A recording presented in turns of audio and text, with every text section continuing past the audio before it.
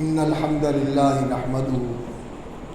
نحمده ونستعينه ونستغفره ونعوذ بالله من شرور أنفسنا وسيئات أعمالنا من يهده الله فلا مضل له ومن يضلل فلا هادي له وأشهد أن لا إله إلا الله وحده لا شريك له وأشهد أن محمدا عبده ورسوله أما بعد فإن خير الحديث كتاب الله وخير الهدي هدي محمد صلى الله عليه وسلم وشر الأمور محدثاتها وكل محدثة بدعة وكل بدعة ضلالة وكل ضلالة في النار. اللهم صل على محمد وعلى آل محمد كما صليت على إبراهيم وعلى آل إبراهيم إنك حميد مجيد. اللهم بارك على محمد وعلى آل محمد كما باركت على إبراهيم وعلى آل إبراهيم إنك حميد مجيد. سبحانك لا علم لنا إلا ما علمتنا إنك أنت العليم الحكيم. اللهم انفعنا بما علمتنا وعلمنا ما ينفعنا وزدنا علما نافعا. اللهم إنا نعوذ بك من علم لا ينفع ومن قلب لا يخشع ومن نفس لا تشبع ومن عمل لا يرفع ومن قول لا يسمع.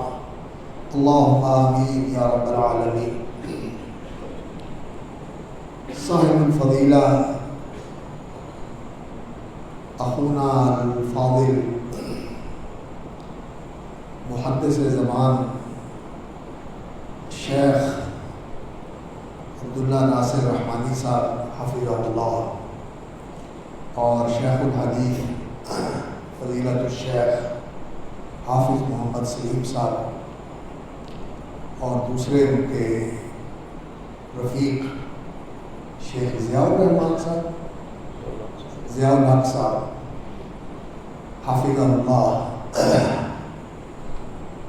اور اصحاب الفضیلہ المعہد السلفی کے اساتذہ گرامی منزلت اور اسی طرح اس مجلس میں تشریف فرما فضیلت مآب علماء کرام مشائخ اہل علم حضرات، عزیز طلبہ جنہوں نے اپنا انتظامی تعلیمی مرحلہ مکمل کیا ہے اور وہ درجہ فضیلت سے ماشاءاللہ فارغ ہو رہے ہیں، اور دیگر طلبہ المعہد السلفی تعلیمی و تربیہ جو اس معہد میں زیر تعلیم اور زیر تربیت ہیں، اور معزز و مکرم احباب گرامی جو مجلس میں تشریف فرما ہیں،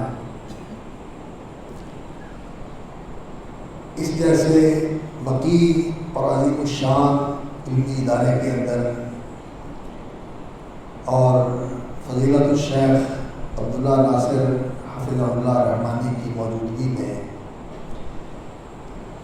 صحیح البخاری جیسی عظیم الشان کتاب کے متعلق کچھ عرض کرنا بہت بڑا اعزاز بھی ہے اور ایک کڑا امتحان بھی ہے۔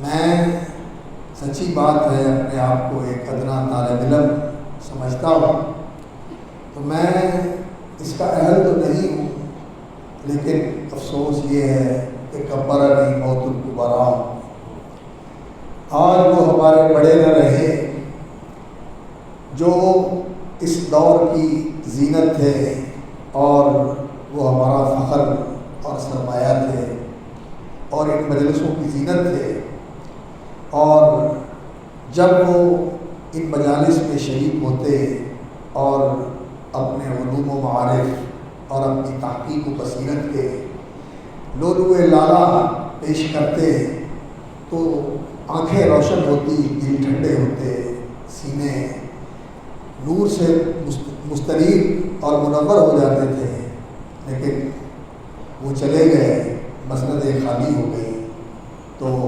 ہم جیسے لوگ جو ان کے کفش بردار تھے، ان کے جوتا اٹھانے والے تھے، اب ہمیں بلایا جاتا ہے۔ اللہ رب العزت سے ہم دعا کرتے ہیں کہ اللہ رب العزت ان ہمارے بزرگوں کے، ان شیوخ الحدیث کے درجات بلند کرے۔ حضرت حافظ مدنوی رحمۃ اللہ علیہ، سید بدیع الدین راشدی رحمۃ اللہ علیہ، اور حافظ عبداللہ بندی مالوی رحمۃ اللہ علیہ، مولانا عبدالغفار رحمانی رحمۃ اللہ علیہ، مولانا حاکم الدین رحمۃ اللہ علیہ، یہ اثاثہ تھے ہمارا، اور بہت مراجع تھے جن کی طرف ہم رجوع کرتے تھے۔ اللہ رب العزت اعلیٰ علیین میں ان کے درجے بلند فرمائے، اور جنت الفردوس میں انہیں اعلیٰ مقام عطا فرمائے۔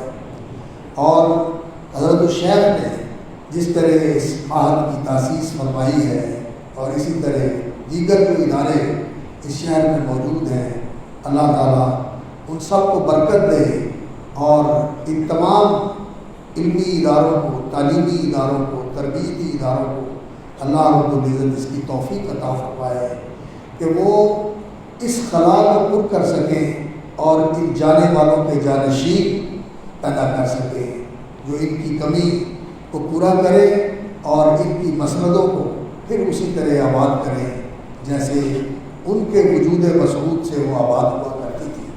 اللہ رب العزت ہمارے ان اداروں کو اس کے لیے وسائل بھی دے، رجال بھی دے، اور اللہ تعالیٰ ان کی کوششوں کو برکت بھی دے، اور اللہ رب العزت مدد بھی فرمائے۔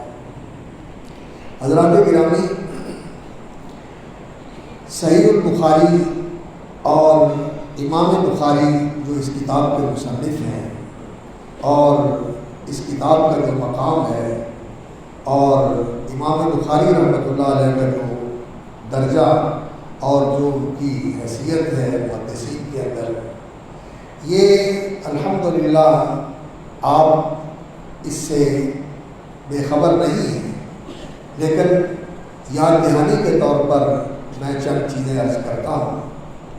امام بخاری رحمۃ اللہ علیہ محدثین کی جماعت کے وہ معزز فرد ہیں جن کو اپنے دور کے ان کے اساتذہ نے، ان کے معاصرین نے، اور ان کے بعد آنے والے محدثین نے یہ لقب دیا ہے کہ وہ امیر المومنین فی الحدیث اور سید الفقہاء اور فقیہ هذه الامہ، وہ اہل حدیث محدثین کے اپنے دور کے امیر المومنین تھے، یعنی سب ان کی عظمت کو تسلیم کرتے تھے، اور وہ سید الفقہاء تھے، فقاہت فی الدین، فقہ الحدیث، اس کے وہ ایسے امام تھے کہ سب نے اپنے زمانے میں ان کی سرداری کو قبول کیا کہ وہ سیادت کا مرکز تھے۔ اور ان کے استاذ قتیبہ بن سعید رحمۃ اللہ علیہ نے کہا، اور اسی طرح ان کے ایک اور استاذ نے، کہ جو دیکھنا چاہتا ہے کہ فقیہ بحق، یعنی صحیح معنوں میں جو فقیہ ہے وہ دیکھنا چاہتا ہے، تو وہ امام ابو عبداللہ محمد بن اسماعیل البخاری کو دیکھے۔ تو امام بخاری رحمۃ اللہ علیہ محدث بھی تھے اور فقیہ بھی تھے۔ اللہ رب العزت نے ان کی ذات گرامی میں یہ دونوں خصوصیتیں جمع فرما دی تھی کہ وہ قرآن کے تو حافظ تھے، کہتے ہیں کہ میں کتاب میں تھا، یعنی ابتدائی مکتب میں جہاں 10-12 سال تک تعلیم ہوتی تھی، تو اسی مکتب میں میں تھا، تو اللہ رب العزت نے مجھے حفظ حدیث کا شوق نصیب فرما دیا، تو میں نے حدیثیں یاد کرنی شروع کر دی، اور 10-11 سال کی عمر میں یہ حدیثیں یاد کرنی شروع کر دی۔ اور ان کا حدیثیں یاد کرنے کا انداز یہ نہیں ہوتا تھا جیسے آج ہمارے حدیث کا متن یاد کیا جاتا ہے اور صرف حدیث کے الفاظ حفظ کیے جاتے ہیں، اور وہ بھی چند کتابیں۔ ان کا طریقہ یہ تھا کہ وہ حدیث مع سند حفظ کرتے تھے، اور جس سند کو حفظ کرتے تھے اس سند کے جو روات ہوتے تھے ان کے حالات کو بھی حفظ کرتے تھے، جیسا کہ امام بخاری رحمۃ اللہ علیہ کے استاد محمد بن سلام البیکندی کے بارے میں ذکر کیا گیا ہے کہ وہ بخارے میں امام بخاری کے استاد تھے. تو وہ اپنی مجلس میں بیٹھے تھے. سلیم بن مجاہد ایک ان کے واقف کار اہل علم تھے، وہ ان سے ملنے آئے.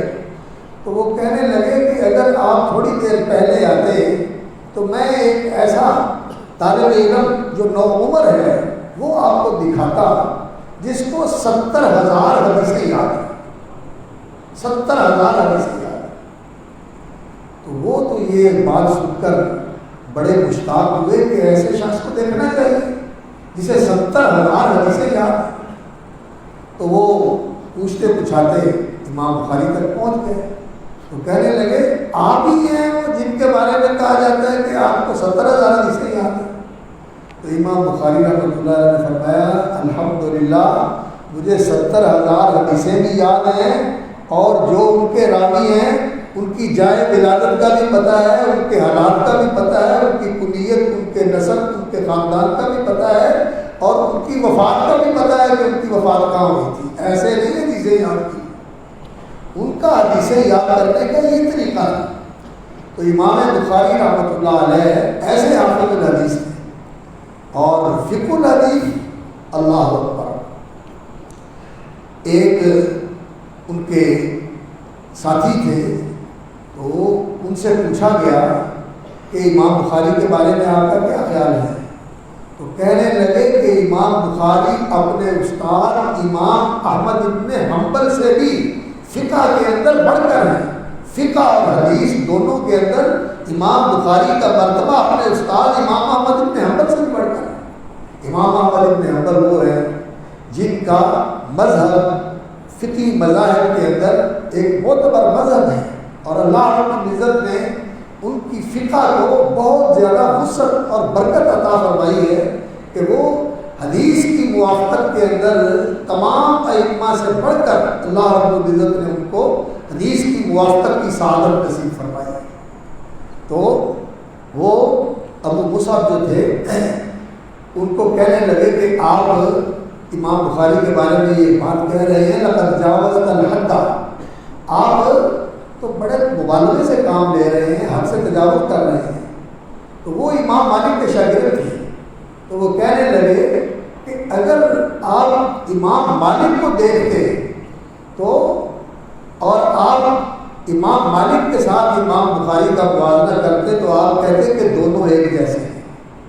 یعنی ان کے زمانے کے لوگ ان کی فقاہت کے اس طرح قائل تھے کہ کوئی ان کو یہ کہہ رہا ہے کہ امام احمد سے بڑھ کر ہے اور کوئی ان کو کہہ رہا ہے کہ یہ امام مالک کے ساتھ ہے. اور بلکہ ان کے بارے میں یہ کہا گیا کہ یہ اپنے زمانے میں ایسے ہی تھے جیسے صحابہ کے زمانے میں عمر بن الخطاب رضی اللہ تعالیٰ. عمر بن الخطاب کو ہستی ہے جن کے بارے میں جن کو اللہ رب العزت نے اتنی دین کی گہری سمجھ عطا فرمائی تھی کہ انہوں نے بعض چیزوں کے بارے میں دینی مشورے دیے اور اللہ رب العزت نے ان کے مشورے کے مطابق قرآن نازل کر دیا. اور نبی صلی اللہ علیہ وسلم نے حضرت عمر کے بارے میں فرمایا کہ ان اللہ وضع الحق علی لسان عمر کی زبان پر اللہ نے حق رکھ دیا. تو علماء کہتے ہیں کہ بخاری اپنے زمانے میں ایسے ہی ہیں جیسے صحابہ کا عمر. تو امام بخاری رحمۃ اللہ علیہ بہت بڑے محدث بھی تھے اور بہت بڑے فقیہ بھی تھے. اللہ اکبر. اور ان کی فقاہت کی اور ان کی حدیث کی مہارت کی جو عظیم نشانی ہے وہ یہ کتاب الجامع الصحیح المسند المختصر من حدیث رسول اللہ صلی اللہ علیہ وسلم و سننہ و ایامہ، یہ عظیم کتاب ہے. اس کتاب کو اللہ رب العزت نے ایسی قبولیت عطا فرمائی ہے اور اس کو ایسی اللہ رب العزت نے محبوبیت عطا فرمائی ہے کہ جب سے یہ لکھی گئی ہے اس وقت سے لے کر آج تک اہل علم کے ہاں یہ کتاب علمی اعتبار سے حدیث کے اندر سب سے اعلیٰ اور اونچی کتاب ہے. بلکہ امت کے علماء کا اتفاق ہے اس بات کے اوپر، اجماع ہے کہ اصح الکتب بعد کتاب اللہ، قرآن مجید کے بعد سب سے صحیح ترین کتاب وہ امام بخاری رحمۃ اللہ علیہ کی الجامع الصحیح، اصح الکتب بعد کتاب اللہ۔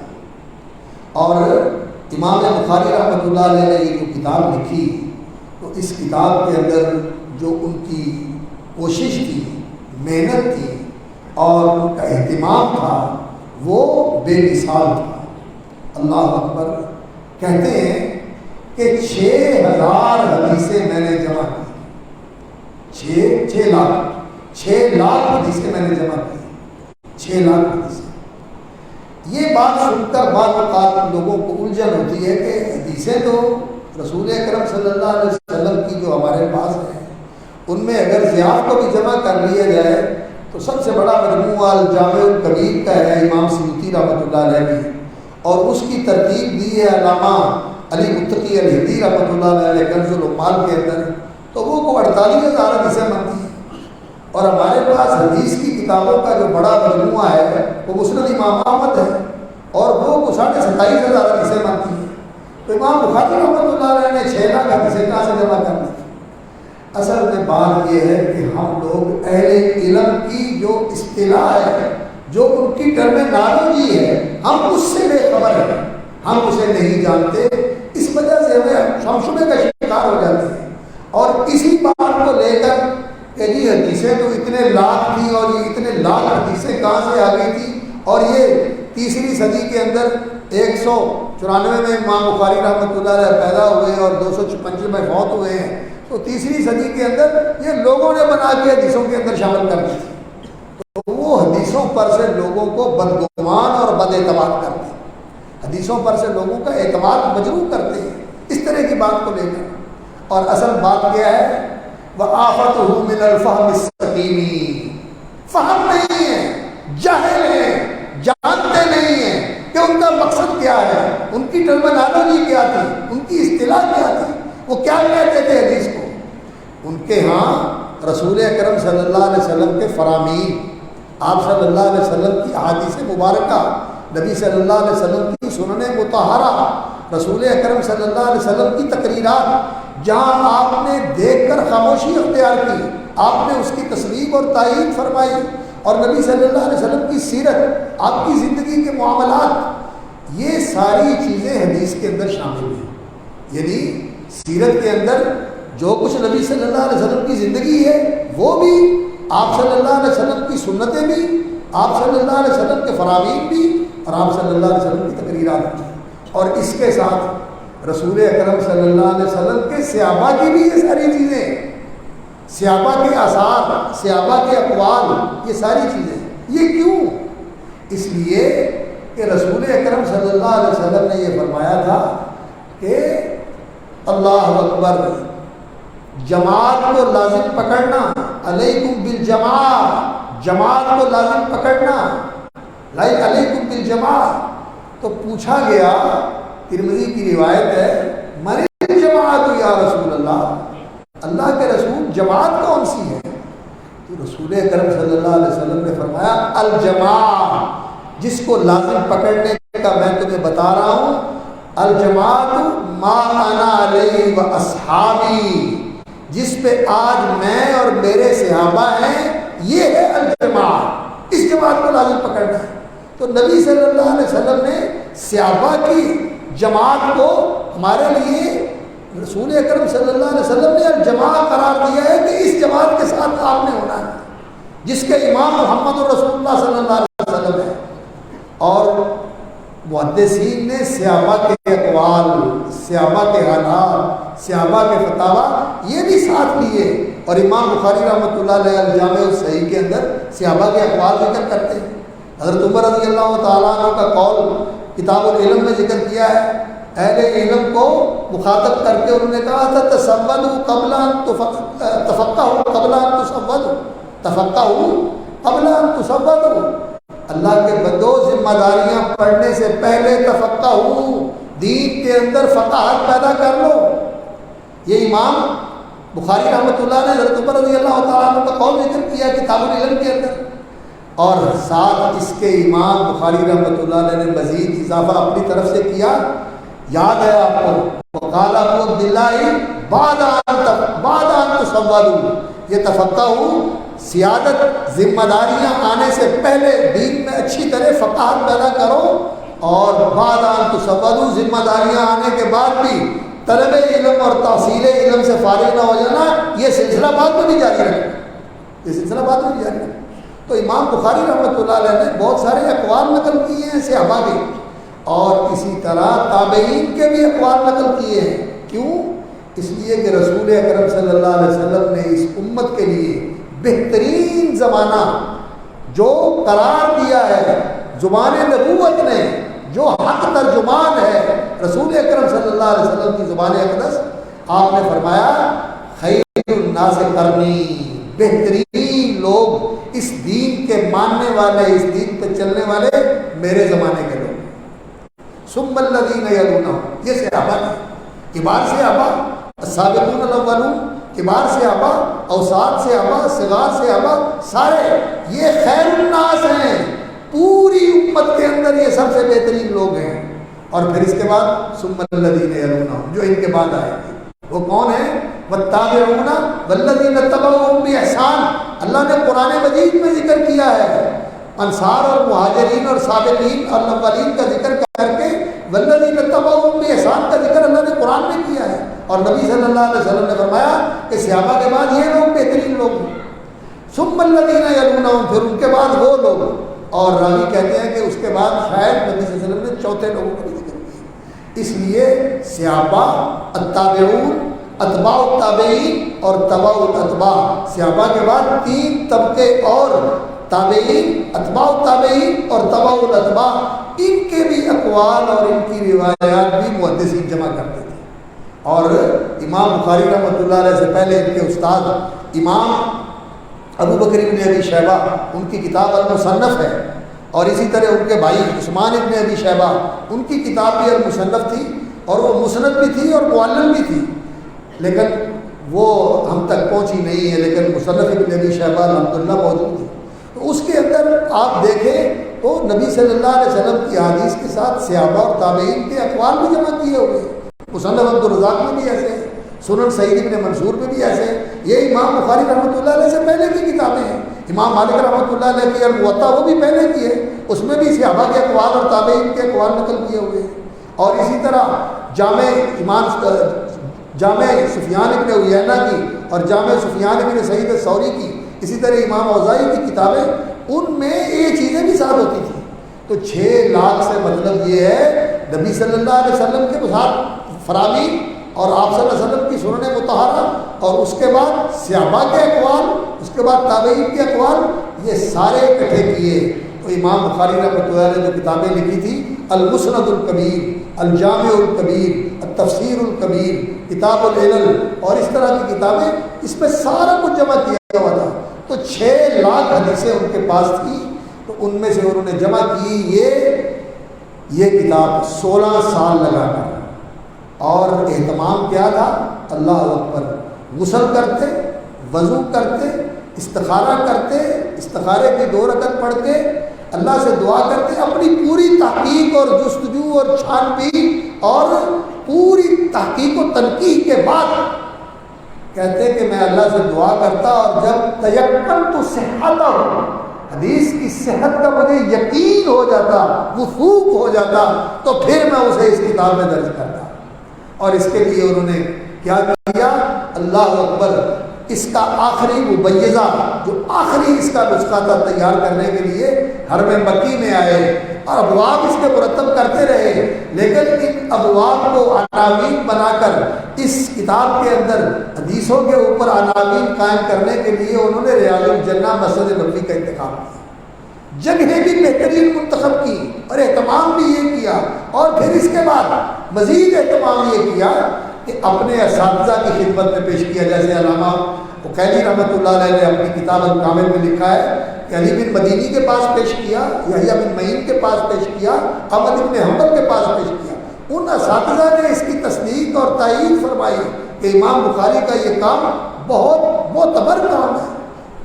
تو پھر اس اہتمام کے بعد اللہ رب العزت نے اس کتاب کو یہ مقام عطا فرمایا کہ امت کے علماء نے اتفاق کیا اس بات کے اوپر کہ اصح الکتب بعد کتاب اللہ الجامع الصحیح لامام البخاری، اور اس کا نام الجامع ہے، یعنی یہ دین کے جتنے مسائل، عملی عقیدے کے مسائل، عمل کے مسائل، عبادات سے تعلق رکھنے والے، معاملات سے تعلق رکھنے والے، جنگ جہاد سے تعلق رکھنے والے، معلومات سے تعلق رکھنے والے، ابتدائے آفرینش، ابتدائے خلق، بدء الخلق، انبیاء کے حالات، اسی طرح نبی صلی اللہ علیہ وسلم کی سیرت طیبہ، اسی طرح صحابہ کے مناقب و فضائل، یہ ساری چیزیں جو دینی معلومات سے تعلق رکھتی ہیں، اور پھر اسی طرح انسانوں کے معاملات، کتاب البیوع، کتاب الاجارہ، کتاب الحوالہ، کتاب الکفالہ، اور اسی طرح کتاب الخصومات اور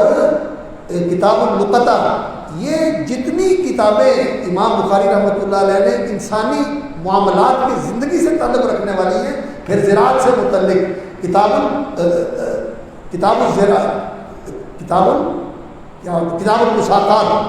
المساقات، اور اسی طرح دوسری کتابیں جو معاملات سے تعلق رکھنے والی ہیں وہ بھی اس کتاب کے اندر جمع کی، اور امام بخاری رحمۃ اللہ علیہ نے کتاب الاحکام کے اندر ریاست و حکومت کے مسائل، اصول فقہ کے مسائل کتاب الاحکام کے اندر، اور کتاب الاعتصام بالکتاب والسنہ کے اندر، کتاب العلم کے اندر اصول حدیث کے مسائل، اور کتاب الایمان کے اندر عقیدے کے مسائل، اور کتاب الفتن اشراط الساعہ، یہ آنے والے فتنوں کے متعلق، اور اس دور کے جو مشہور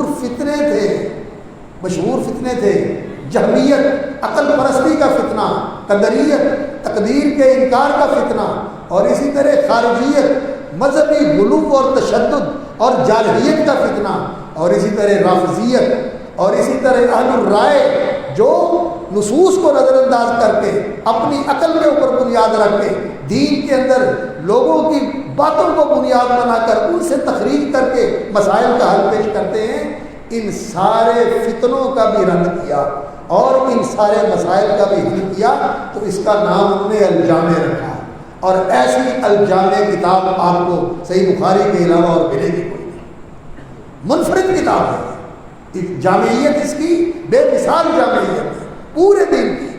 یہ کیوں؟ یہ اس لیے کہ امام بخاری رحمۃ اللہ علیہ سے پوچھا گیا کہ انسان کی زندگی میں دینی اعتبار سے جو مسائل اور ضروریات پیش آتی ہیں، کیا ان کا حل قرآن اور حدیث میں موجود ہے؟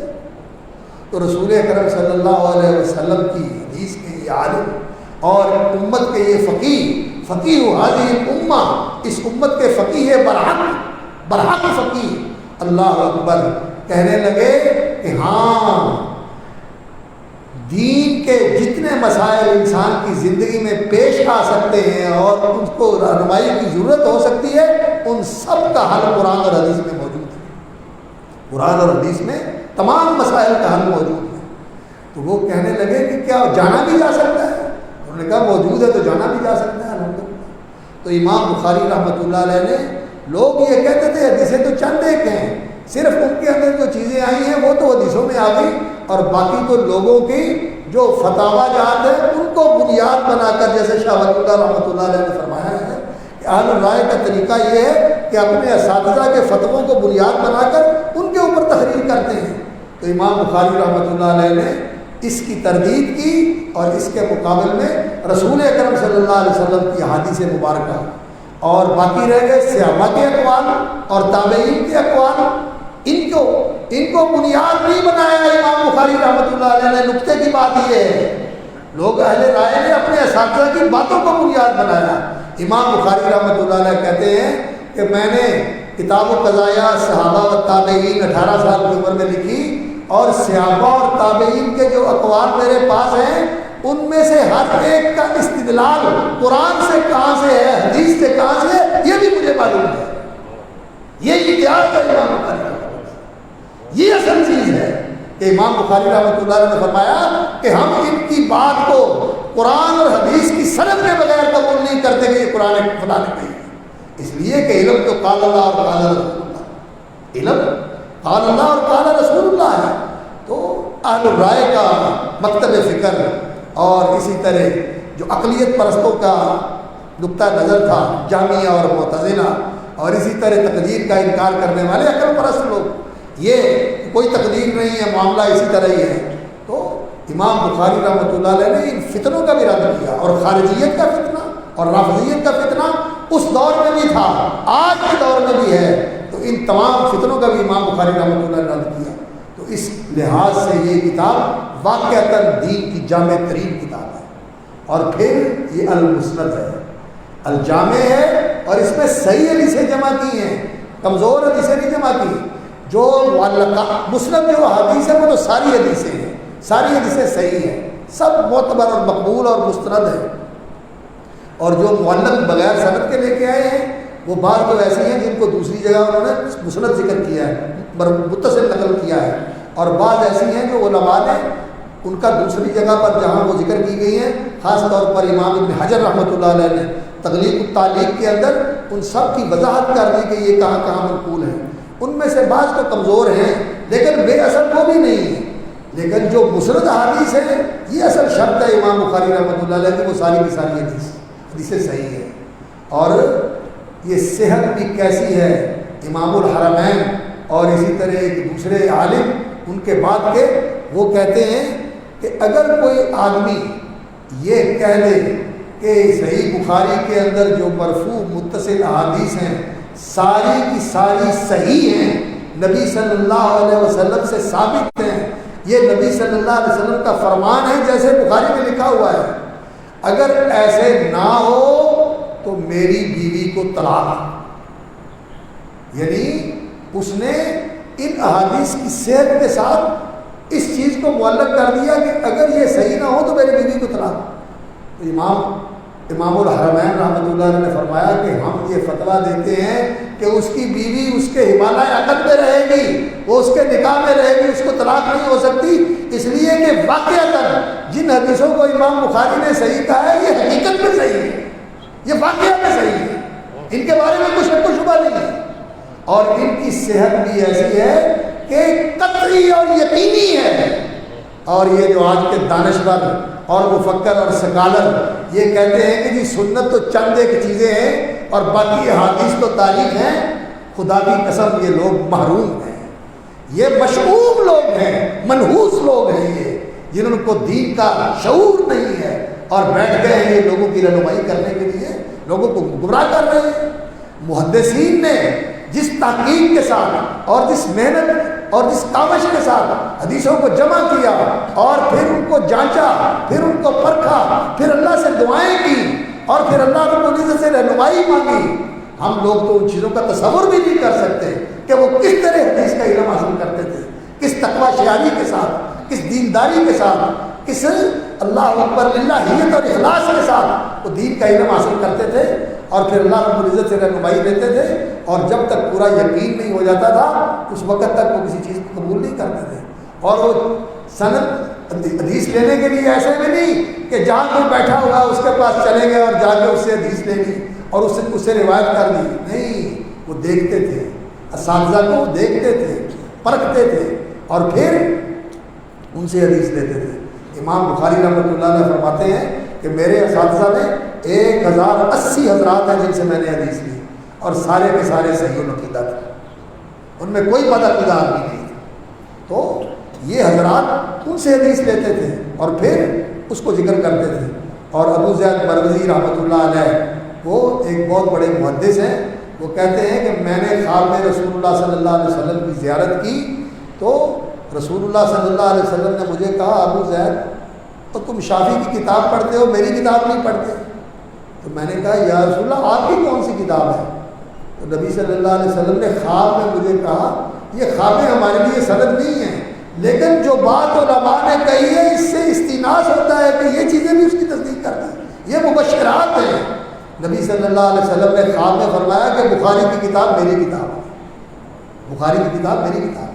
تو امام بخاری رحمۃ اللہ علیہ کی اس کتاب کی یہ صحت جو ہے اصح الکتب بعد کتاب اللہ، قرآن مجید کے بعد یہ صحیح ترین کتاب ہے۔ اور اگر تاریخی طور پر اس کا تذکرہ کیا جائے اس دور سے لے کر آج تک کوئی بھی کسی بھی مکتب فکر کے آج کے دور میں وہ دیوبندی مکتب فکر ہو وہ بریلوی مکتب فکر ہو، وہ اہل حدیث ہوں، سب کے سب اس بات کے اوپر متفق ہیں کہ صحیح ترین کتاب قرآن مجید کے بعد یہ صحیح بخاری ہے، اور سب پڑھتے بھی ہیں اور اس پر اعتبار بھی کرتے ہیں۔ لیکن اللہ اکبر، اس پر عمل کرنے کی بات جو بخاری میں لکھا ہوا ہے اس کو عمل میں لے کے آنا، یہ چیز یہ اللہ رب العزت نے اسی جماعت کو نصیب فرمایا ہے جس کے بارے میں رسول اللہ صلی اللہ علیہ وسلم نے فرمایا تھا کہ لا تزال طائفۃ من امتی ظاہرین علی الحق، میری امت کی ایک جماعت جو ہے وہ حق کے اوپر غالب رہے گی، ظاہر رہے گی، نظر آئے گا لوگوں کو کہ یہ حق پرست ہیں، حق کے پیرو ہیں، حق کے علم بردار ہیں، حق کے اوپر چلنے والے ہیں۔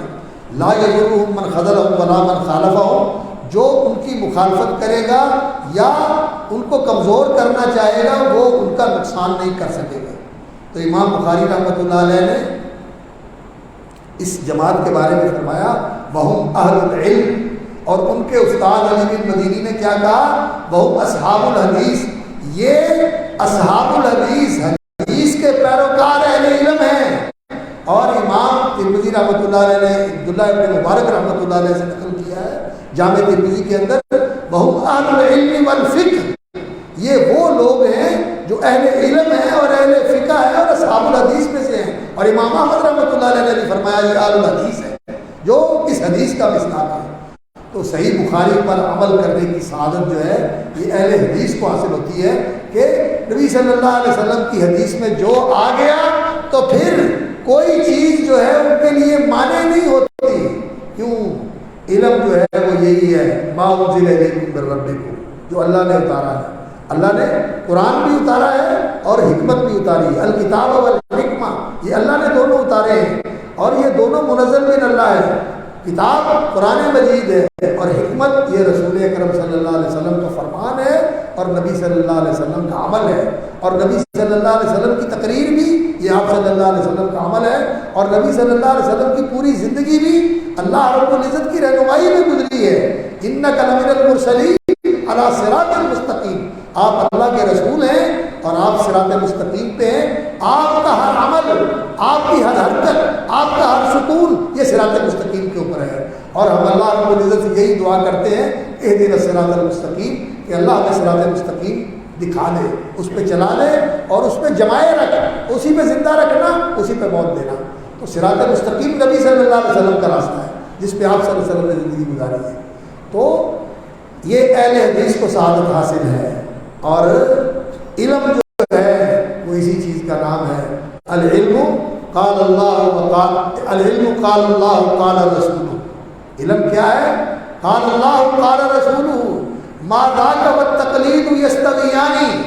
ابن قیم رحمۃ اللہ علیہ نے فرمایا یہ قال اللہ، اللہ کی بات کو لے کر اس کے مطابق بات کرنا، رسول اللہ کی بات کو لے کر اس کے مطابق فتویٰ دینا، قرآن اور حدیث کی طرف رجوع کر کے اس سے سند لے کے بات کرنا، یہ ہے علم، اور یہ ہے علم کی بات، اور یہ اہل حدیث کا طریقہ ہے۔ ما ذاک والتقلید یستویان، اور باقی کہ کتابوں کی عبارتیں نقل کر کے کہ جی ہم تو مقلد ہیں، حدیث بے شک یہ کہہ رہی ہے لیکن ہماری مجبوری ہے کہ ہم مقلد ہیں، ہم مان نہیں سکتے۔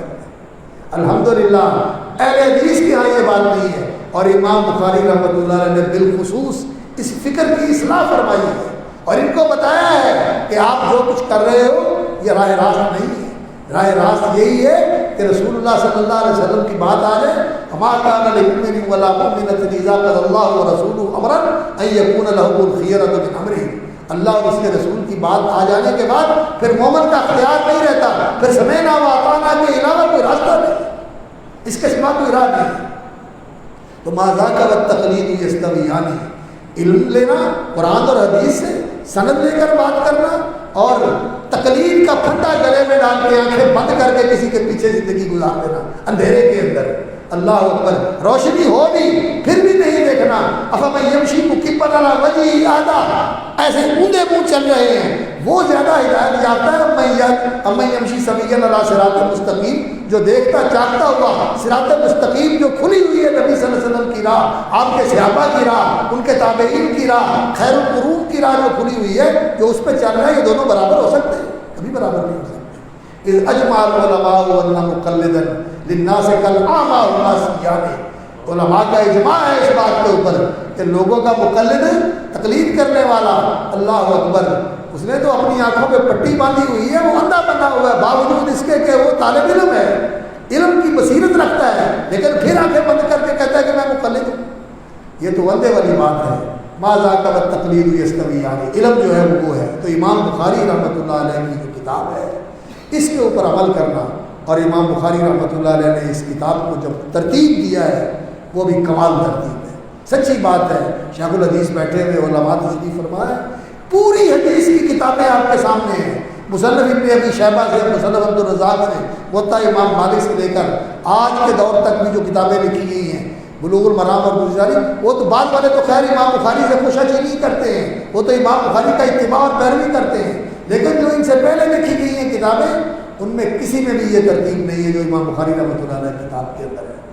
उसकी इब्तिदा करते हैं वही से, इसलिए कि दीन की बुनियाद वही है, और दीन की बुनियाद वही है, और वही अल्लाह का इल्म है, वही अल्लाह का इल्म है, और अल्लाह रब्बुल इज़्ज़त ने इस इल्म से अपने रसूलों को मुमताज़ फरमाया है।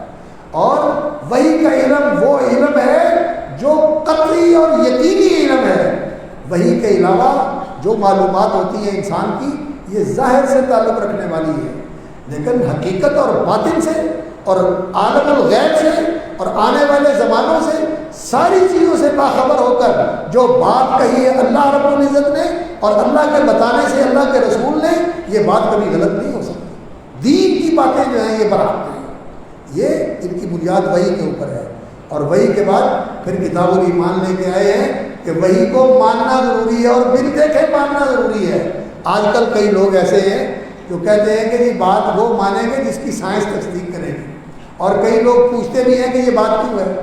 भाई जब हदीस में आ गया, नबी सल्लल्लाहु अलैहि वसल्लम का फरमान साबित हो गया, कुरान मजीद में अल्लाह का हुक्म आ गया, तो फिर ईमान का तकाजा ये है मानो, साइंस माने या ना माने, कोई लोग माने या ना माने, आपकी अकल माने या ना माने, इसको छोड़ दें। अच्छा, लोग कहते हैं कि जी कुरान तो ये कहता है कि लअल्लकुम ताक़िलून, तुम अकल करो, इसलिए अल्लाह ने आयतें नाज़िल की हैं ताकि तुम अकल से काम लेकर इनको समझो। असल बात यह है कि कुरान अकल की रहनुमाई करता है, अकल को कुरान के ताबे रखना चाहिए। कुरान को अकल के ताबे कर दिया तो काम खराब हो जाता है, यहाँ से काम उल्टा होता है। जब लोग कुरान को अकल के ताबे करते हैं कि जो हमारी अकल में आ गया वो तो ठीक है, और इसी तरह कुरान की तरह हदीस भी है, क्योंकि नबी सल्लल्लाहु अलैहि वसल्लम पर अल्लाह ने दोनों चीज़ें नाज़िल की हैं, कुरान भी और हदीस भी। तो जब इंसान ये कहता है कि ये बात हमारी अकल में नहीं आती, और ये बहुत बड़ा फितना है, अल्लाह ताला माफ़ फरमाए, हिंदुस्तान में शुरू हुआ, मिस्र में भी शुरू हुआ, और भी दूसरे मुल्कों में शुरू हुआ, और बहुत इसके बरगो बार निकले और इसके पर पुर्जे निकले, बहुत सारे लोग इससे मुतासर हुए। अल्लाह ताला हिदायत दे और अल्लाह ताला इस्लाह फरमाए। और आज भी ये फितना उरूज पे है, और जो बहुत ज़्यादा इसको फैलाने वाला था वो लाहौर का एक आदमी था, गुलाम अहमद परवेज़, उसने इस फितने की बड़ी कामयाबी की और इसको बहुत सतह पर फैलाया। हमारे एक दोस्त हैं डॉक्टर कासमी साहब, Mohammedan Qasmi, doctor Mohammedan Qasmi Faisalabad के, उन्होंने उसके पूरी फ़िक्र का जायज़ा लेकर उस पर डॉक्टरेट की है और उसकी पूरी कली खोली है और उसकी हकीकत वाज़ेह की है कि जाहिल आदमी था, अरबी की समझ नहीं थी, तो लोगों से काम लिखवा के उनके अंदर जो है ना अपनी तरफ से चीज़ें ऐसी शामिल करके वो शायद की करते थे, और झूठ और लगब और फजूलियात इसके साथ भरा हुआ है उसका सारा लिटरेचर। तो बहरहाल ये जो बात है कि ये अकल के ख़िलाफ़ है, अकल की रहनुमाई करने के लिए अल्लाह रब्बुल इज़्ज़त ने कुरान और हदीस जो है ना ये नाज़िल फरमाए हैं, तो अकल को कुरान और हदीस का ताबे होना चाहिए। इसको अगर कुरान और हदीस के ऊपर हाकिम बना दिया जाए तो इंसान का इल्म और इंसान की अकल महदूद है, ये सारी चीज़ों का इदराक और अहाता नहीं कर सकती, इसलिए अकल को उसकी हद में रहने देना चाहिए। और एक बहुत बड़े आलिम थे और वो फलसफी भी थे, वो कहने लगे अकल की बात क्या करते हो, अकल को तो अपनी गिरा की अकल नहीं है, अकल को तो अपना पता नहीं कि मैं क्या चीज़ हूँ। ये अल्लाह रब्बुल इज़्ज़त ने इंसान को एक शऊर दिया हुआ है जो आहिस्ता आहिस्ता डेवलप होकर बढ़ता रहता है, और एक दौर में इंसान की चीज़ समझ में नहीं आती, फिर तरक्की होती है तो उसकी समझ में आता है, फिर तरक्की होती है तो उसकी समझ में आता है, और पहले दौर की बात उसके लिए वो गैर मकबूल होती है, बाद में जाकर वो मकबूल बन जाती है और बाद में जाकर वो गलत हो जाती है। तो अकल की وہ اس طرح کے ہیں۔ اس لیے وہی کی بات جو ہے یہ قطعی اور یقینی ہے، اس پر ایمان لانا ضروری ہے اور اس کو سیکھنا بھی ضروری ہے۔ کتاب العلم لے کے آئے اور پھر اس کی تفصیلات بیان کی، جیسے میں نے پہلے ذکر کیا کہ زندگی کے سارے شعبے کا احاطہ کیا ہے امام بخاری رحمۃ اللہ علیہ نے، اور آخر میں کتاب الاعتصام بالکتاب والسنہ لے کر آئے کہ اس زندگی کے اندر جس چیز کو آپ نے تھام کے رکھنا ہے کہ راہ راست پہ رہیں اور منزل مقصود تک پہنچیں، جنت الفردوس کے وارث بنیں، اللہ کی رضا سے سرفراز ہوں، اللہ رب العزت کے سامنے جائیں تو راضیتاً مرضیتاً اس کا مصداق بنے، اس کے لیے کتاب و سنت کو مضبوطی سے تھامے رکھو۔ اور کتاب و سنت جو ہے یہ انسان کی زندگی کے اندر دینی رہنمائی کے لیے کافی اور وافی ہے، کافی اور وافی ہے۔ علماء نے اس پر کام کیا اور الحمدللہ آج بھی ہمارے علماء اسی کی روشنی کے اندر کام کرتے ہیں۔ اچھا، یہاں ایک اور بات جو ہے وہ سمجھنے والی ہے۔ لوگ کہتے ہیں کہ ان مسائل کا حل قرآن اور حدیث میں نہیں ہے۔ قرآن اور حدیث میں حل موجود ہے، لیکن قرآن اور حدیث میں ہم جو کچھ کرتے ہیں ان کا جواز نکل آئے، ان کو حلال بنا دیا جائے، ان کو مشروع ٹھہرا دیا جائے، یہ حل نہیں ہے قرآن اور حدیث میں۔ اس کے لیے لوگوں نے کتاب الحیل لکھی ہوئی ہے، اس کے لیے لوگوں نے کتاب الحیل لکھی ہوئی ہے، اس دور میں بھی یہ کیا تھا۔ تو امام بخاری رحمۃ اللہ علیہ نے اس کتاب میں کتاب الحیل کا بھی ذکر کیا ہے۔ ماں اہل حدیث ہے دغارا نشناسے باقول نبی چونو چرارا نشناسے، صد شکر کے کتاب الحیل نہ خواندہ ہے۔ قاضی طلحہ محمد پشاوری رحمۃ اللہ علیہ کا بڑا لمبا قصیدہ ہے۔ ہم نے کتاب الحیل نہیں پڑھی اور نہ ہم کتاب الحیل کو جانتے ہیں۔ اس دور میں بھی کتاب الحیل لکھی گئی اور آج بھی ہیلے اور حوالے چلتے ہیں۔ تو آپ یہ کہیں گے کہ اس کو آپ جائز کر دیں، جائز تو نہیں ہوگا۔ ہاں، اللہ رب العزت نے جو جائز اور حلال رکھا ہے اس پہ قناعت کریں، اللہ اس میں برکت کر دے گا۔ حلال کے اندر اتنی کفایت ہے کہ حرام کی ضرورت نہیں رہے گی۔ اور اس کے لیے کس چیز کی ضرورت ہے؟ ایمان کی۔ اس کے لیے ضرورت ہے ایمان بالآخرت کی۔ اس کے لیے اس بات کی ضرورت ہے، اس یقین کی کہ زندگی صرف یہی نہیں، زندگی آخرت کی زندگی ہے۔ ان الدار الاخرۃ لہی الحیوان، اصل زندگی وہ ہے، وہ کہیں برباد نہ ہو جائے۔ اللہ اکبر۔ فرمایا جو من احب آخرتہ، جو اپنی آخرت سے محبت رکھتا ہے دنیا کا نقصان برداشت کر لیتا ہے، اور جو دنیا سے محبت کرتا ہے آخرت کا نقصان کر بیٹھتا ہے، ذرہ بھی آخرت ہی، آخرت برباد کر بیٹھتا ہے۔ اور آج دنیا سچی بات ہے آخرت کو فراموش کر کے اسے بھول کر کسی دنیا کے پیچھے لگی ہوئی ہے، اور پتہ بھی ہے، جانتے بھی ہیں کہ یہ غلط ہے۔ لوگ پوچھتے ہیں تو حیران ہوتے ہیں کہ سارے کام ہی آج دین سے ہٹ کر ہوتے ہیں۔ بہرحال دین کے اندر حل موجود ہے، لیکن حل یہ نہیں ہے کہ ہر حرام کو حلال کر لیں اور ہر حرام کے لیے جواز کی کوئی نہ کوئی شکل نکال لیں۔ یہ دین کے اندر حل نہیں ہے۔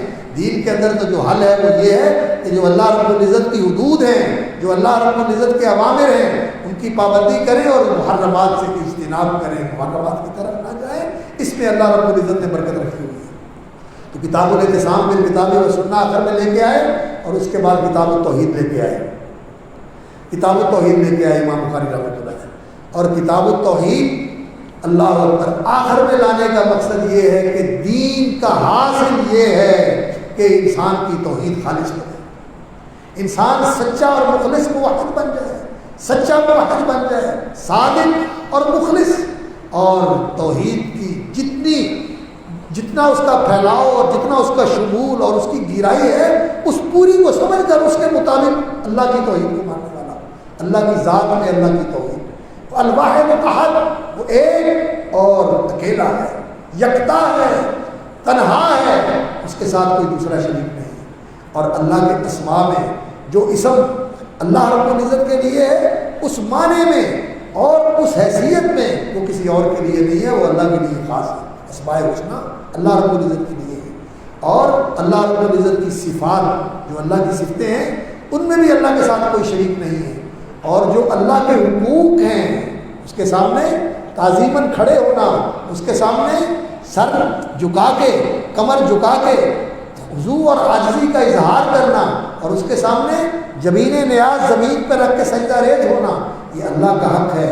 نظر دینا اللہ کا حق ہے، کام کے اندر برکت کے لیے اس کا نام لے کے کام کرنا اور اس کی مدد چاہنا، اس کی برکت چاہنا، یہ سب اللہ کے حق ہیں۔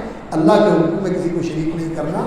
اور نبی صلی اللہ علیہ وسلم نے حضرت معاذ کو بھیجا تھا اور کہا تھا کہ سب سے پہلے جا کر ان کو کس چیز کی دعوت دینی ہے؟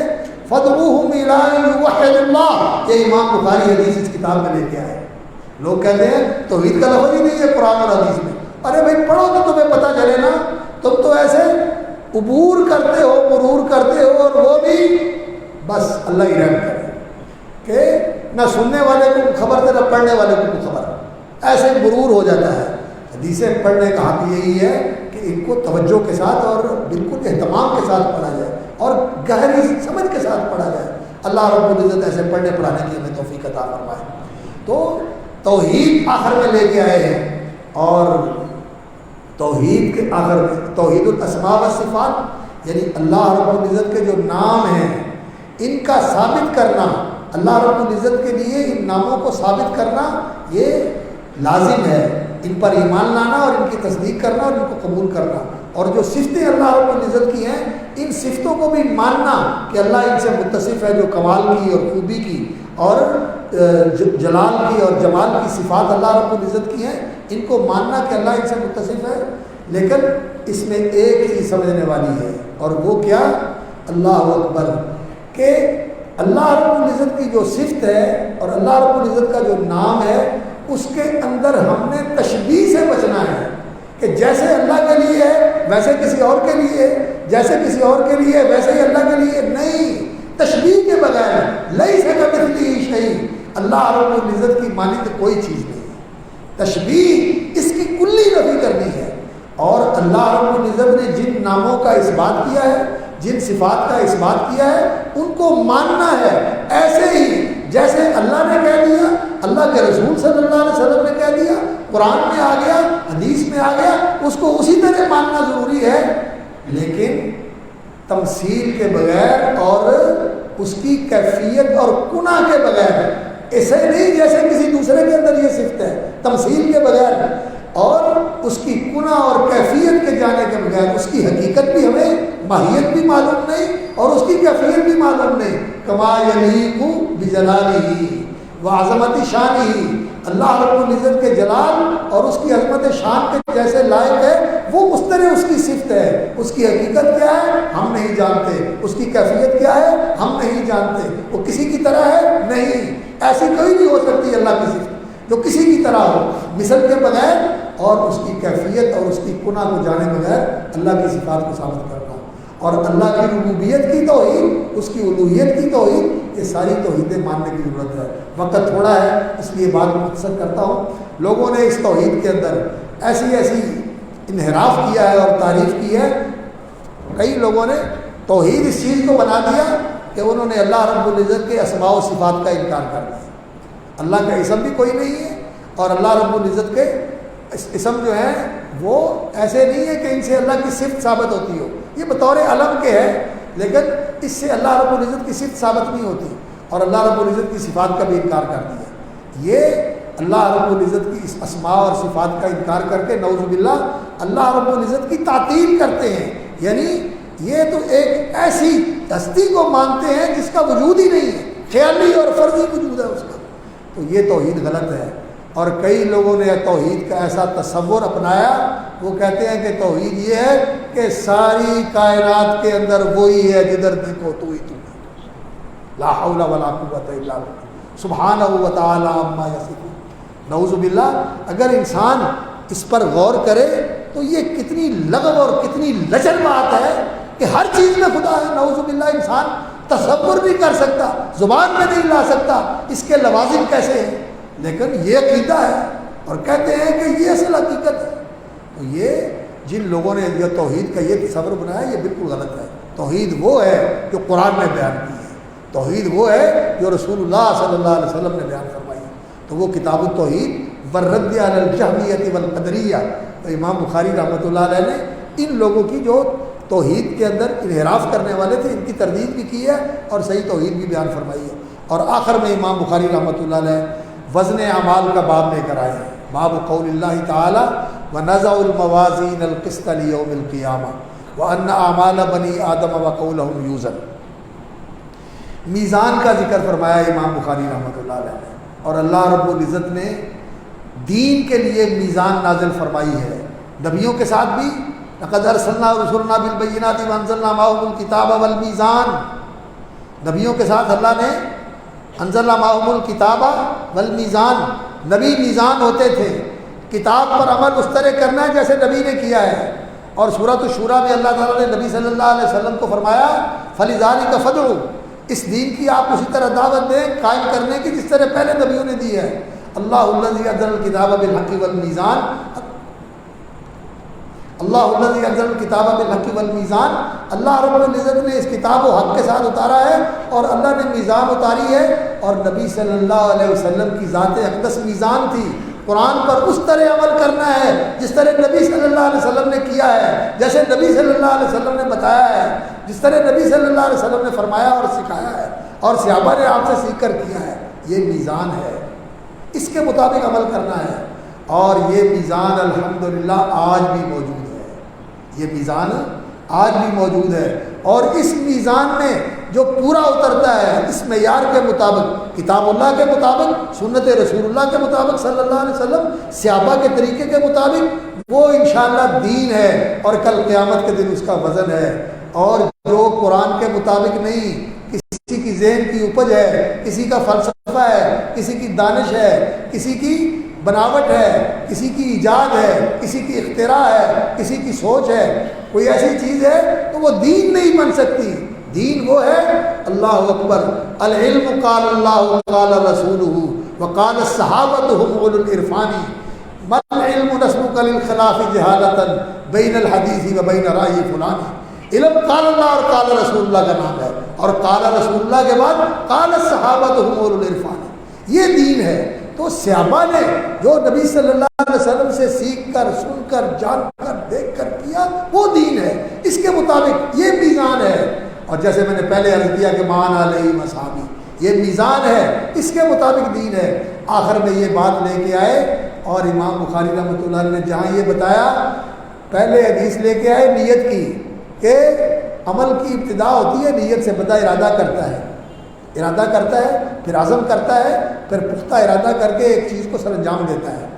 عمل سے نیت کی ابتدا، نیت سے عمل کی ابتدا ہوتی ہے، اور اس کا اختتام ہونے والا ہے قیامت والے دن وزن اعمال کے ساتھ، وزن اعمال کے ساتھ اس کا اختتام ہونے والا ہے۔ تو اب کتاب کا اختتام ہو رہا ہے، وزن اعمال کا ذکر کیا، باب قول اللہ تعالیٰ ونضع الموازین القسط لیوم القیامہ، وزن اعمال کا باب آخر میں لے کے آئے، اور اس کے ساتھ اس چیز کا بھی اشارہ ہے کہ یہ جو کتاب آپ کو دیے جا رہا ہوں یہ بھی میزان ہے انشاءاللہ العزیز دین کے اندر۔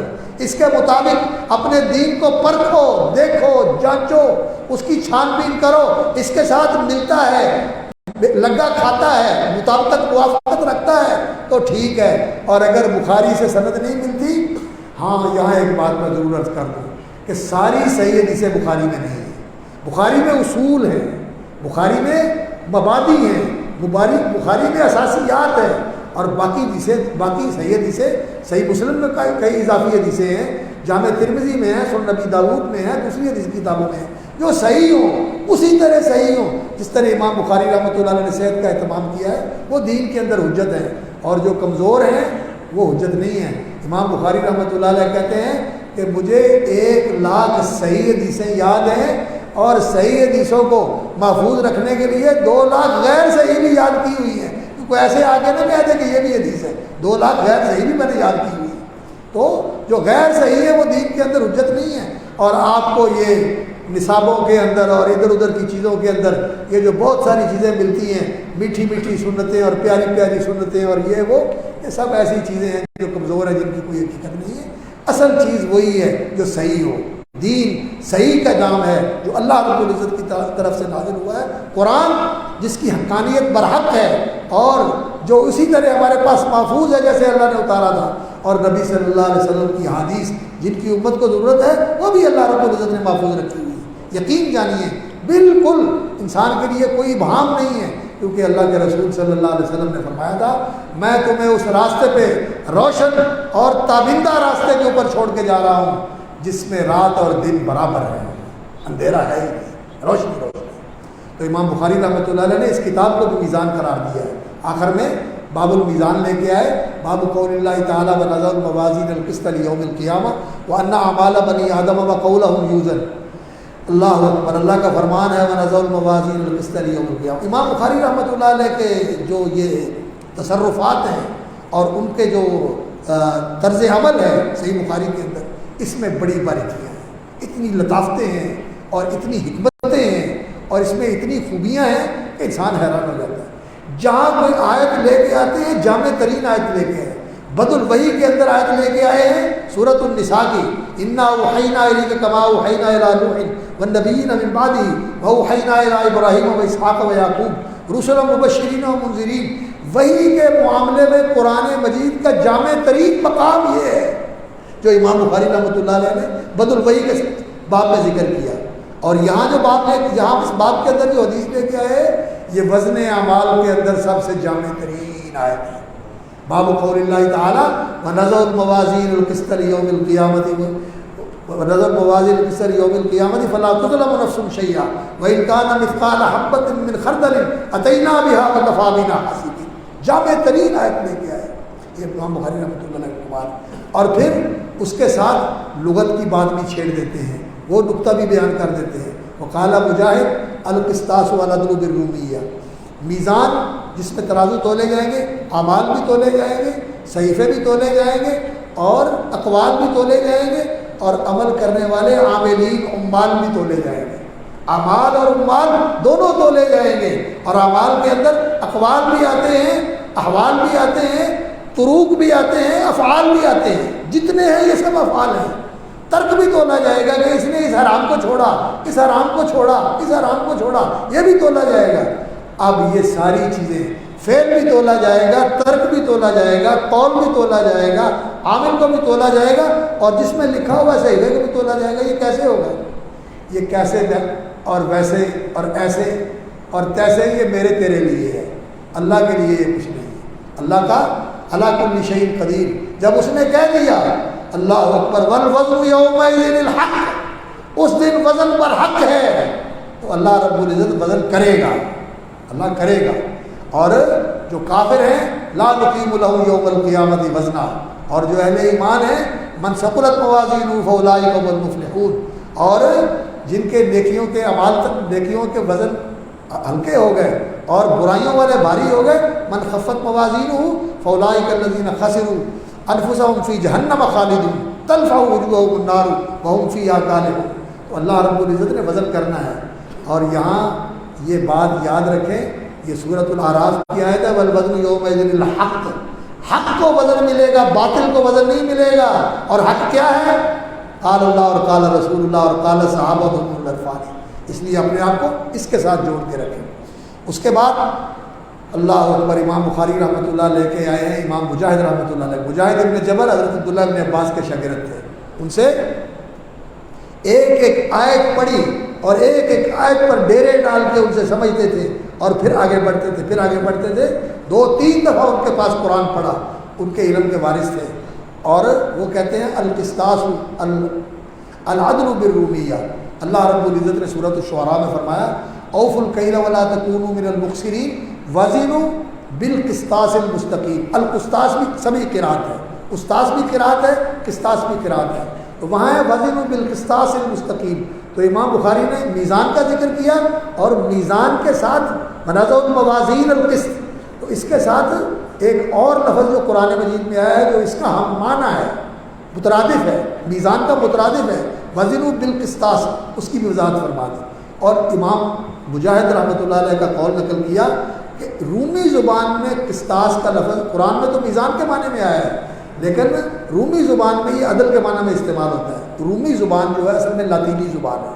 یورپی جتنی زبانیں ہیں نا، ہالینڈ کی، فرانس کی، جرمنی کی، انگلینڈ کی، امریکہ کی اور اسپین کی، اٹلی کی، یونان کی، ان ساری زبانوں کی جو ماں ہے، جیسے بر صغیر کی زبانوں کی ماں سنسکرت ہے، اسی طرح یہ یورپ کی زبانوں کی ماں جو ہے وہ لیٹن ہے، لاطینی زبان ہے، یہ رومی زبان ہے۔ اس دور میں روم ہی سارے علاقے کو کہا جاتا تھا، تو وہ کہتے ہیں کہ یہ قسطاس کا لفظ جو ہے قسطس، جسٹس، یہ رومی زبان میں استعمال ہوتا ہے۔ انگریزی میں بھی یہ پایا جاتا ہے اور دوسری زبانوں میں بھی اس کے مشتقات موجود ہیں. عدل کے معنی میں استعمال یہ ہوتا ہے. لیکن قرآن مجید میں جو قسطاس کا لفظ آیا ہے وہ میزان کے معنی میں آیا ہے. تو امام مجاہد رحمۃ اللہ علیہ کے اس قول سے کوئی آدمی یہ نہ سمجھے کہ یہ رومی زبان کا لفظ قرآن میں آ گیا. نہیں، قرآن اللہ نے کس میں اتارا ہے؟ بلسان عربی مبین، یہ عربی زبان میں آیا ہے. اور اگر کوئی لفظ ایسا ہے کہ عربی زبان میں بھی استعمال ہوتا ہے، کسی دوسری زبان میں بھی ہے، تو یہ دونوں لغتوں کا توافق اور توارد ہے. یہ دوسری زبان سے قرآن میں نہیں، عربی زبان میں ہے تو قرآن میں آیا ہے، قرآن عربی زبان میں ہے. ہاں یہ ہو سکتا ہے کہ عربی زبان سے کسی دوسری زبان میں چلا جائے. اس لیے کہ محقق علماء کا موقف یہ ہے کہ ام الالسنہ، ساری بستیوں کی ماں ام القرآن مکہ ہے اور ساری زبانوں کی ماں ام الالسنہ عربی زبان ہے. یہ اسی لیے قرآن کی زبان ہے کہ یہ ساری زبانوں کی ماں ہے، اور اس زبان کے اندر جو وسعت اور اس کے اندر جو گہرائی اور اس کے اندر جو نزاکت اور لطافت اور جو باریکیاں اور لطافتیں ہیں، یہ کسی دوسری زبان کے اندر نہیں ہے. جن لوگوں کو بہت ساری زبانوں کے اوپر عبور حاصل ہے. انگریزی کا میں نے مطالعہ کیا ہے، اپنا اردو تفسیر مولانا عبد الماجد دریابادی رحمۃ اللہ علیہ تھے، اور وہ انگریزی کے بھی بہت بڑے عالم تھے. مولانا محمد علی جوہر کے زمانے میں ان کا جو اخبار تھا اس میں لکھا کرتے تھے. محمد علی جوہر کی انگریزی کا بھی انگریز جو ہے اعتراف کرتے تھے. عبد الماجد دریابادی بھی ان کے ساتھ تھے، انہوں نے انگریزی میں تفسیر لکھی ہے. تو وہ اردو تفسیر میں کئی جگہ ذکر کرتے ہیں کہ یہ لفظ ایسا ہے کہ جس کا ترجمہ کرنے کے لیے انگریزی میں لفظ کوئی نہیں ہے. جیسے تقویٰ ہے، جیسے طہارت ہے، اس طرح کے کئی الفاظ انہوں نے ذکر کیے ہیں. تو عربی زبان کے اندر یہ خصوصیت ہے کہ یہ جو معنویت اس کے اندر ہے وہ دوسری زبانوں میں نہیں ہے. اسی لیے اللہ رب العزت نے قرآن کے لیے اس زبان کو منتخب کیا ہے. وقال مجاہد القسطاس والعدل بالرومیہ ویقال. اب ایک اور اہل علم کی رہنمائی کے لیے امام بخاری رحمۃ اللہ علیہ نے بات کر دی. القسط اور القاسط اور المقسط، یہ الفاظ قرآن مجید میں آئے ہیں. قاسط کا معنی اور ہے، مقسط کا معنی اور ہے، قسط کا معنی اور ہے. اب یہ انسان کو التباس ہوتا ہے کہ قاسط ظالم کے معنی میں ہے، مقسط عادل کے معنی میں ہے، قسط عدل کے معنی میں ہے، تو قاسط جور کے معنی میں کیسے بن گیا؟ تو امام بخاری رحمۃ اللہ علیہ نے یہ بتایا کہ القسط مصدر المقسط. قسط کا لفظ جو ہے شہید اللہ انہ لا الہ الا هو الملائکۃ واولو العلم قائما بالقسط، یہ قسط جو ہے یہ مقسط کا مصدر ہے. اور یہ مصدر کیسا ہے؟ بحذف الزوائد، کہ زوائد کو حذف کر کے اس کا مصدر یہ بنا ہوا ہے. اور یہ مقسط جو ہے وہ قسط سے نکلا ہے عدل کے معنی میں. اور باقی رہ گیا القاسط جو قرآن مجید میں سورۃ الجن کے اندر آیا ہے، وَأَمَّا الْقَاسِطُونَ فَكَانُوا لِجَهَنَّمَ حَطَبًا. تو وہ قاسط جو ہے وہ قصد سے ہے، قاف کے فتح کے ساتھ، اور اس کا معنی جور ہوتا ہے. اور عربی زبان کے اندر ایسا جو ہے وہ لطافتیں موجود ہیں کہ زبر زیر سے فرق پڑ جاتا ہے. زیر ہو تو معنی اور، زبر ہو تو معنی اور، قاف ہو تو معنی اور، کاف ہو تو معنی اور. اس لیے عربی زبان پڑھنے کے لیے انسان کو بڑی مہارت کی بھی ضرورت ہوتی ہے، اور بڑے احتیاط اور بہت پوری طرح توجہ کی بھی ضرورت ہوتی ہے. ایسے ہی نہیں لفظ کو پڑھ دینا چاہیے. اور اس کے بعد اپنی سند کے ساتھ حدیث لے کے آئے ہیں. اب وقت کافی لیٹ ہو گیا. اللہ اکبر. حدثنا احمد بن اشکاب، سند شیخ صاحب کی سند کا ذکر کیا حافظ سلیم صاحب کی سند کے ساتھ. تو ان کی سند میں بھی مولانا حاکم الدین رحمۃ اللہ علیہ کے استاد حافظ احمد اللہ صاحب، حاکم علی صاحب، مولانا حاکم علی صاحب رحمۃ اللہ علیہ، ان کے استاد حافظ احمد اللہ صاحب تھے، قرشی، جامعہ رحمانیہ والے، وہی تھے نا جی، وہی تھے. تو میری بھی سند جو ہے ان کے ساتھ ملتی ہے، شیخ صاحب کے ساتھ ملتی ہے. ان کے استاد مولانا حاکم علی صاحب تھے، اور میرے استاد مولانا عبدالغفار رحمانی تھے رحمۃ اللہ علیہ. میں نے ان سے اجازت بھی لی ہے اور ان سے میں نے حدیث پڑھی بھی ہے. اور وہ بھی حافظ احمد اللہ صاحب کے شاگرد تھے، وہ بھی ان کے شاگرد تھے. اور میرے دوسرے استاد جن سے میں نے بخاری پڑھی ہے وہ حافظ عبداللہ صاحب بڈی مالوی رحمۃ اللہ علیہ تھے، میں نے ان سے بخاری پڑھی ہے. اور وہ حافظ گوندلوی رحمۃ اللہ علیہ کے شاگرد تھے. اور حافظ گوندلوی رحمۃ اللہ علیہ، حافظ عبد المنان رحمۃ اللہ علیہ، اور امام عبد الجبار غزنوی کے شاگرد تھے. اور یہ دونوں امام عبد الجبار، عبد المنان غزنوی، یہ دونوں سید نذیر حسین کے شاگرد تھے. حافظ احمد اللہ رحمۃ اللہ علیہ، سید حافظ عبد المنان رحمۃ اللہ علیہ، اور اسی طرح امام عبد الجبار غزنوی، یہ تینوں شاگرد ہیں سید نذیر حسین دہلوی رحمۃ اللہ علیہ. تو ان تینوں کے واسطے سے ہماری سند جو ہے نا سید نذیر حسین دہلوی تک پہنچتی ہے.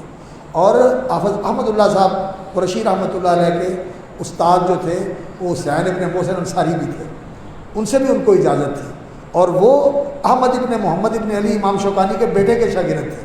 اور امام محمد بن علی شوکانی کے واسطے سے بھی ہماری سند جو ہے وہ امام بخاری تک پہنچتی ہے.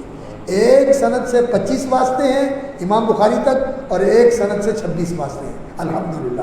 تو ہمارا علم جو ہے وہ باسند علم ہے، ہم بے سندے نہیں ہیں، ہم بے سندے نہیں ہیں. اور یہ جو بے سندے لگے لوگ ہوتے ہیں یہ باتیں بھی بے سند ہی کرتے ہیں، ان کی بات بھی بے سند ہوتی ہے.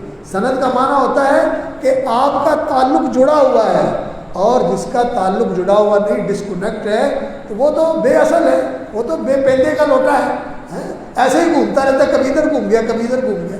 تو دین کے اندر سند کی بڑی اہمیت ہے. آپ نے بھی اپنی سند ملائی ہے، لیکن یہاں میں ایک بات عرض کروں گا بیٹا، اللہ اکبر. ایک تو سند یہ علمی سند ہے کہ سند کا واسطہ ذکر کر کے انسان اپنے آپ کو جوڑ لیتا ہے امام بخاری کے ساتھ، اور امام بخاری سے اللہ اکبر اللہ اکبر امام بخاری کے ساتھ جوڑ کر پھر امام بخاری کے استاد تک. پھر امام بخاری کا استاد جو ہے وہ تبع تابعی ہے، تابعی کا تابعی ہے، اور اس سے پھر تابعی کے ساتھ جڑ جاتا ہے، اس سے صحابی کے ساتھ جڑ جاتا ہے، اور اس سے نبی صلی اللہ علیہ وسلم کے ساتھ جڑ جاتا ہے، اور اس سے جبریل کے ساتھ جڑ جاتا ہے، اور اس سے اللہ کے ساتھ جڑ جاتا ہے. یہ بڑی عظیم نسبت ہے، یہ عظیم نسبت ہے، اور یہ عظیم ربط ہے، عظیم اتصال ہے، عظیم تعلق ہے. اللہ رب العزت اس تعلق کی نسبت سے اللہ تعالی ہمیں ان سے جوڑ دے، ان سے جوڑ دے جو ہمارے اسلاف ہیں. لیکن اس علمی نسبت کے ساتھ ایک عملی نسبت بھی ہے، ہمیں وہ نسبت بھی جوڑنی چاہیے. اور وہ نسبت کیا ہے؟ اللہ اکبر. وہ نسبت ہے عبداللہ بن مسعود کی. علماء کہتے ہیں کہ نبی صلی اللہ علیہ وسلم کی زندگی اور نبی صلی اللہ علیہ وسلم کی سیرت اور آپ کا رنگ ڈھنگ اور آپ کا اٹھنا بیٹھنا، چلنا بیٹھنا، لیٹنا سونا جاگنا، اگر اس کی پوری جھلک دیکھنی ہو کسی کی زندگی میں تو عبداللہ بن مسعود کی زندگی دیکھ لو. اشبہ الناس برسول اللہ صلی اللہ علیہ وسلم، اشبہ الناس برسول اللہ صلی اللہ علیہ وسلم فی ہدیہ و دلہ و سمتہ.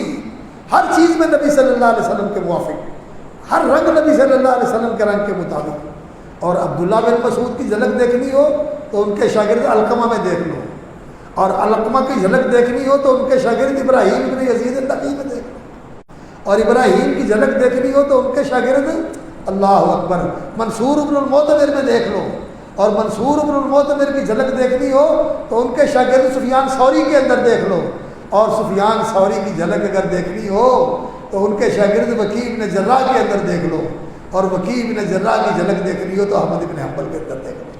اور احمد بن حنبل کی جھلک امام بخاری میں بھی تھی اور امام ابو داؤد میں بھی تھی. یہ ہماری سند بھی ہماری قائم رہنی چاہیے.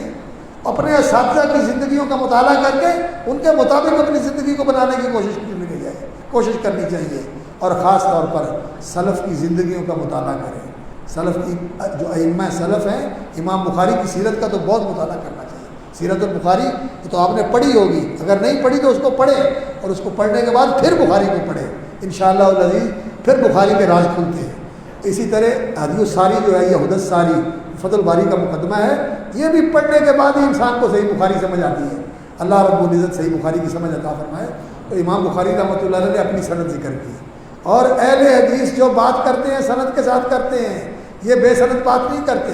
تو امام بخاری رحمۃ اللہ علیہ نے اپنی سند ذکر فرمائی.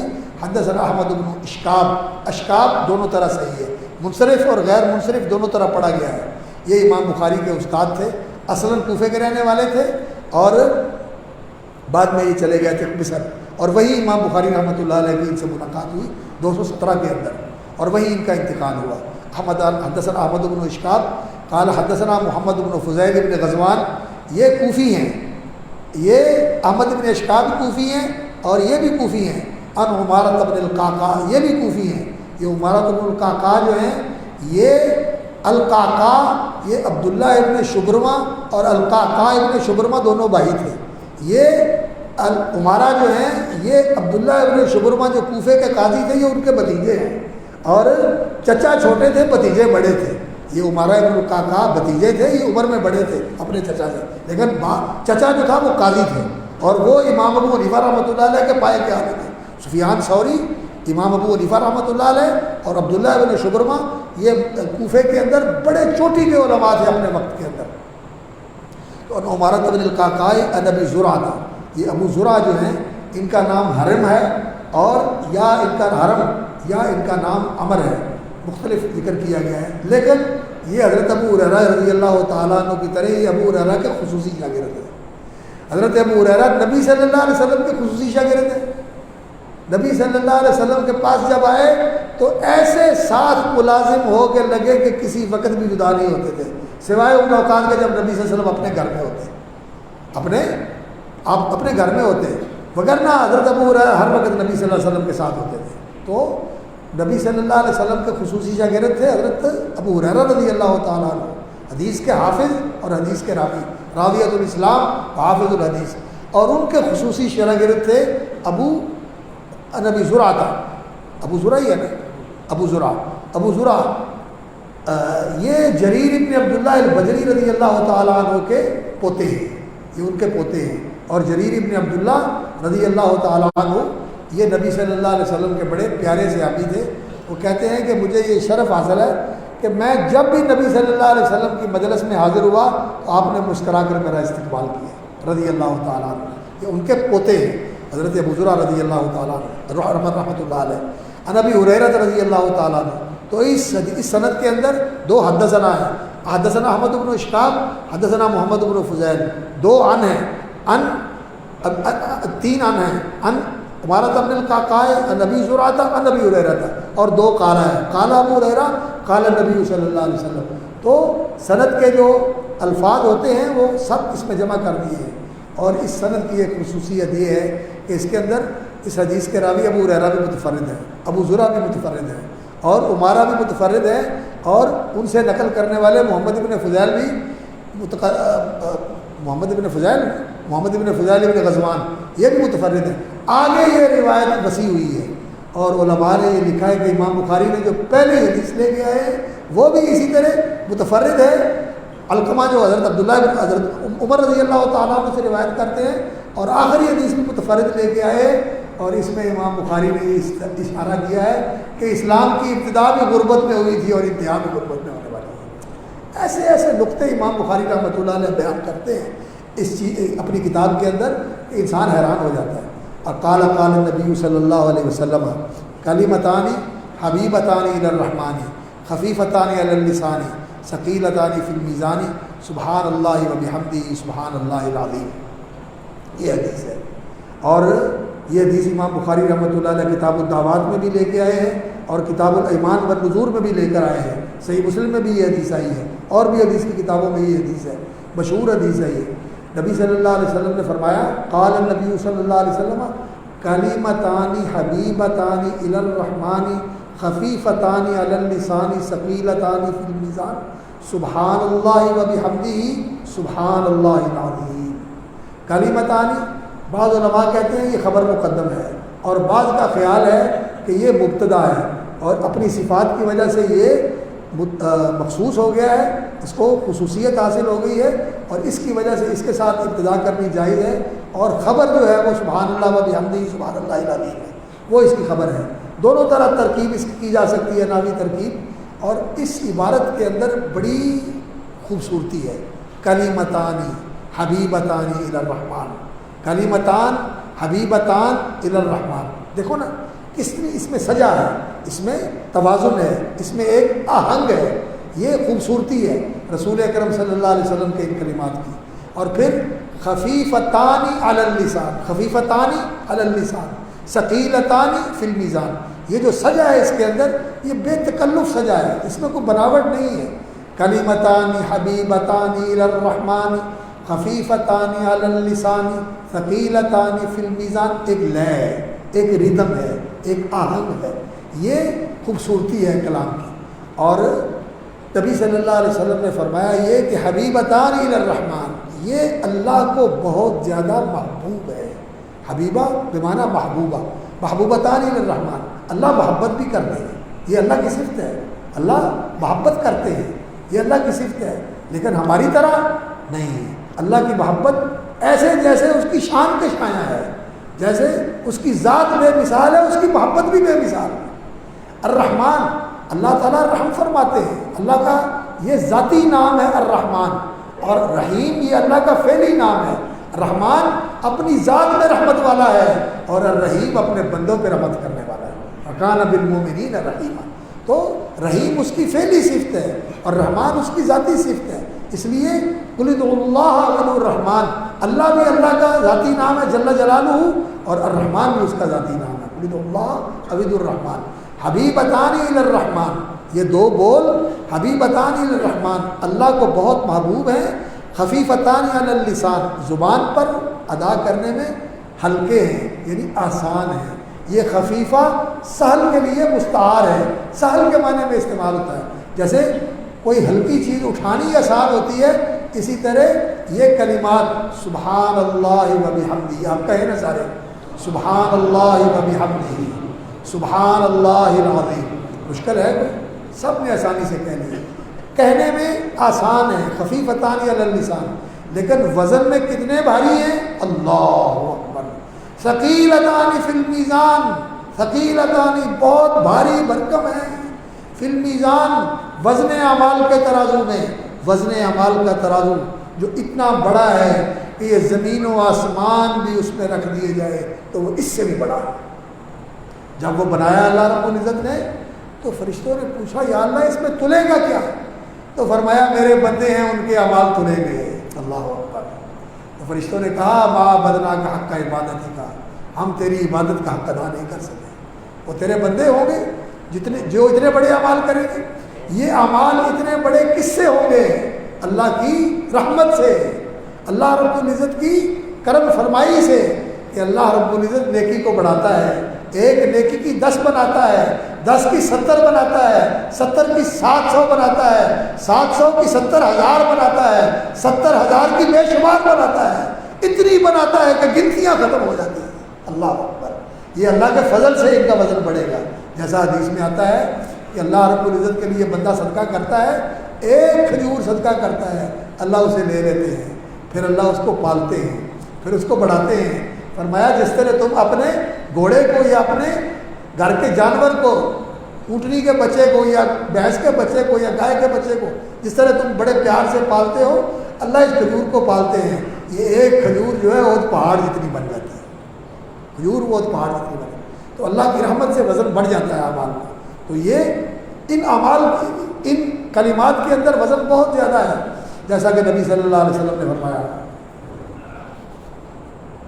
آپ صلی اللہ علیہ وسلم نے فرمایا، حضرت ابو مالک اشعری رضی اللہ تعالیٰ عنہ کی حدیث ہے، الطہور شطر الایمان والحمدللہ تملأ المیزان، الحمدللہ یہ ترازو کو بھر دیتا ہے، وسبحان اللہ والحمدللہ، سبحان اللہ اور الحمدللہ تملأان ما بین السماء والارض، آسمان اور زمین کی ساری فضا کو بھر دیتے ہیں۔ اب یہ غیبی چیز ہے، ہمیں نظر آتا ہے کوئی چیز بھر گئی، کہیں نا سبحان اللہ الحمدللہ، ان کلمات کے کہنے سے اجر و ثواب کے ساتھ یہ زمین و آسمان کی فضا بھر جاتی ہے۔ اللہ صدق رسول اللہ صلی اللہ علیہ وسلم۔ ہمارا اس پر ایمان ہے، نہ ہمیں نظر آتا ہے نہ ہمارے پاس کوئی پیمانہ ہے، لیکن اللہ کی بات سچی، اللہ کے رسول کی بات سچی، ایمان اس چیز کا نام ہے۔ اور انسان جب پڑھے تو اسی یقین کے ساتھ پڑھے اور اسی محبت کے ساتھ پڑھے، تو پھر تو انشاءاللہ العزیز ان چیزوں کا ثواب ہوتا ہے۔ تو نبی صلی اللہ علیہ وسلم نے فرمایا ثقیلتان فی المیزان سبحان اللہ و بحمدہ، یہ ایک اللہ کی تسبیح کا کلمہ ہے اور ایک اللہ کی حمد کا کلمہ ہے، اور سبحان اللہ العظیم دوسرا کلمہ پھر اللہ کی تسبیح کا اور اللہ کی تعظیم کا کلمہ ہے۔ سبحان اللہ و بحمدہ، سبحان اللہ العظیم۔ اور مختلف روایات کے اندر یہ الفاظ جو آئے ہیں میں آپ کو اختصار کے ساتھ بتا دیتا ہوں، حدیث کی تفصیل بتانے کا وقت نہیں ہے۔ سب سے مختصر سبحان اللہ و بحمدہ، صرف اتنا، سبحان اللہ و بحمدہ۔ پوچھا گیا یا رسول اللہ سب سے افضل کلمہ کون سا ہے؟ تو رسول اکرم صلی اللہ علیہ وسلم نے فرمایا مصطفی اللہ لملائکتی حضرت ابو ذر نے پوچھا، ایک روایت میں آتا ہے کہ نبی صلی اللہ علیہ وسلم نے بتایا، دوسری میں آتا ہے کہ ابو ذر نے پوچھا۔ ہو سکتا ہے کہ ابو ذر نے پوچھا ہو تو اللہ کے رسول نے بتایا ہو کہ سب سے افضل کون سا کلمہ ہے؟ مصطفی اللہ علیہ ملائکتہ، جو اللہ نے اپنے فرشتوں کے لیے منتخب فرمایا ہے، اور وہ کیا ہے؟ جو فرشتوں نے قرآن میں ذکر کیا۔ اللہ نے قرآن میں فرمایا وَنَحْنُ نُسَبِّحُ بِحَمْدِكَ، نُسَبِّحُ بِحَمْدِكَ، اللہ نے فرشتوں کے لیے چنا ہے، اللہ اکبر، سبحان اللہ وبحمدہ، اللہ اکبر، والملائکۃ یسبحون بحمد ربہم، فرشتے اپنے رب کی حمد کے ساتھ اس کی تسبیح کرتے ہیں۔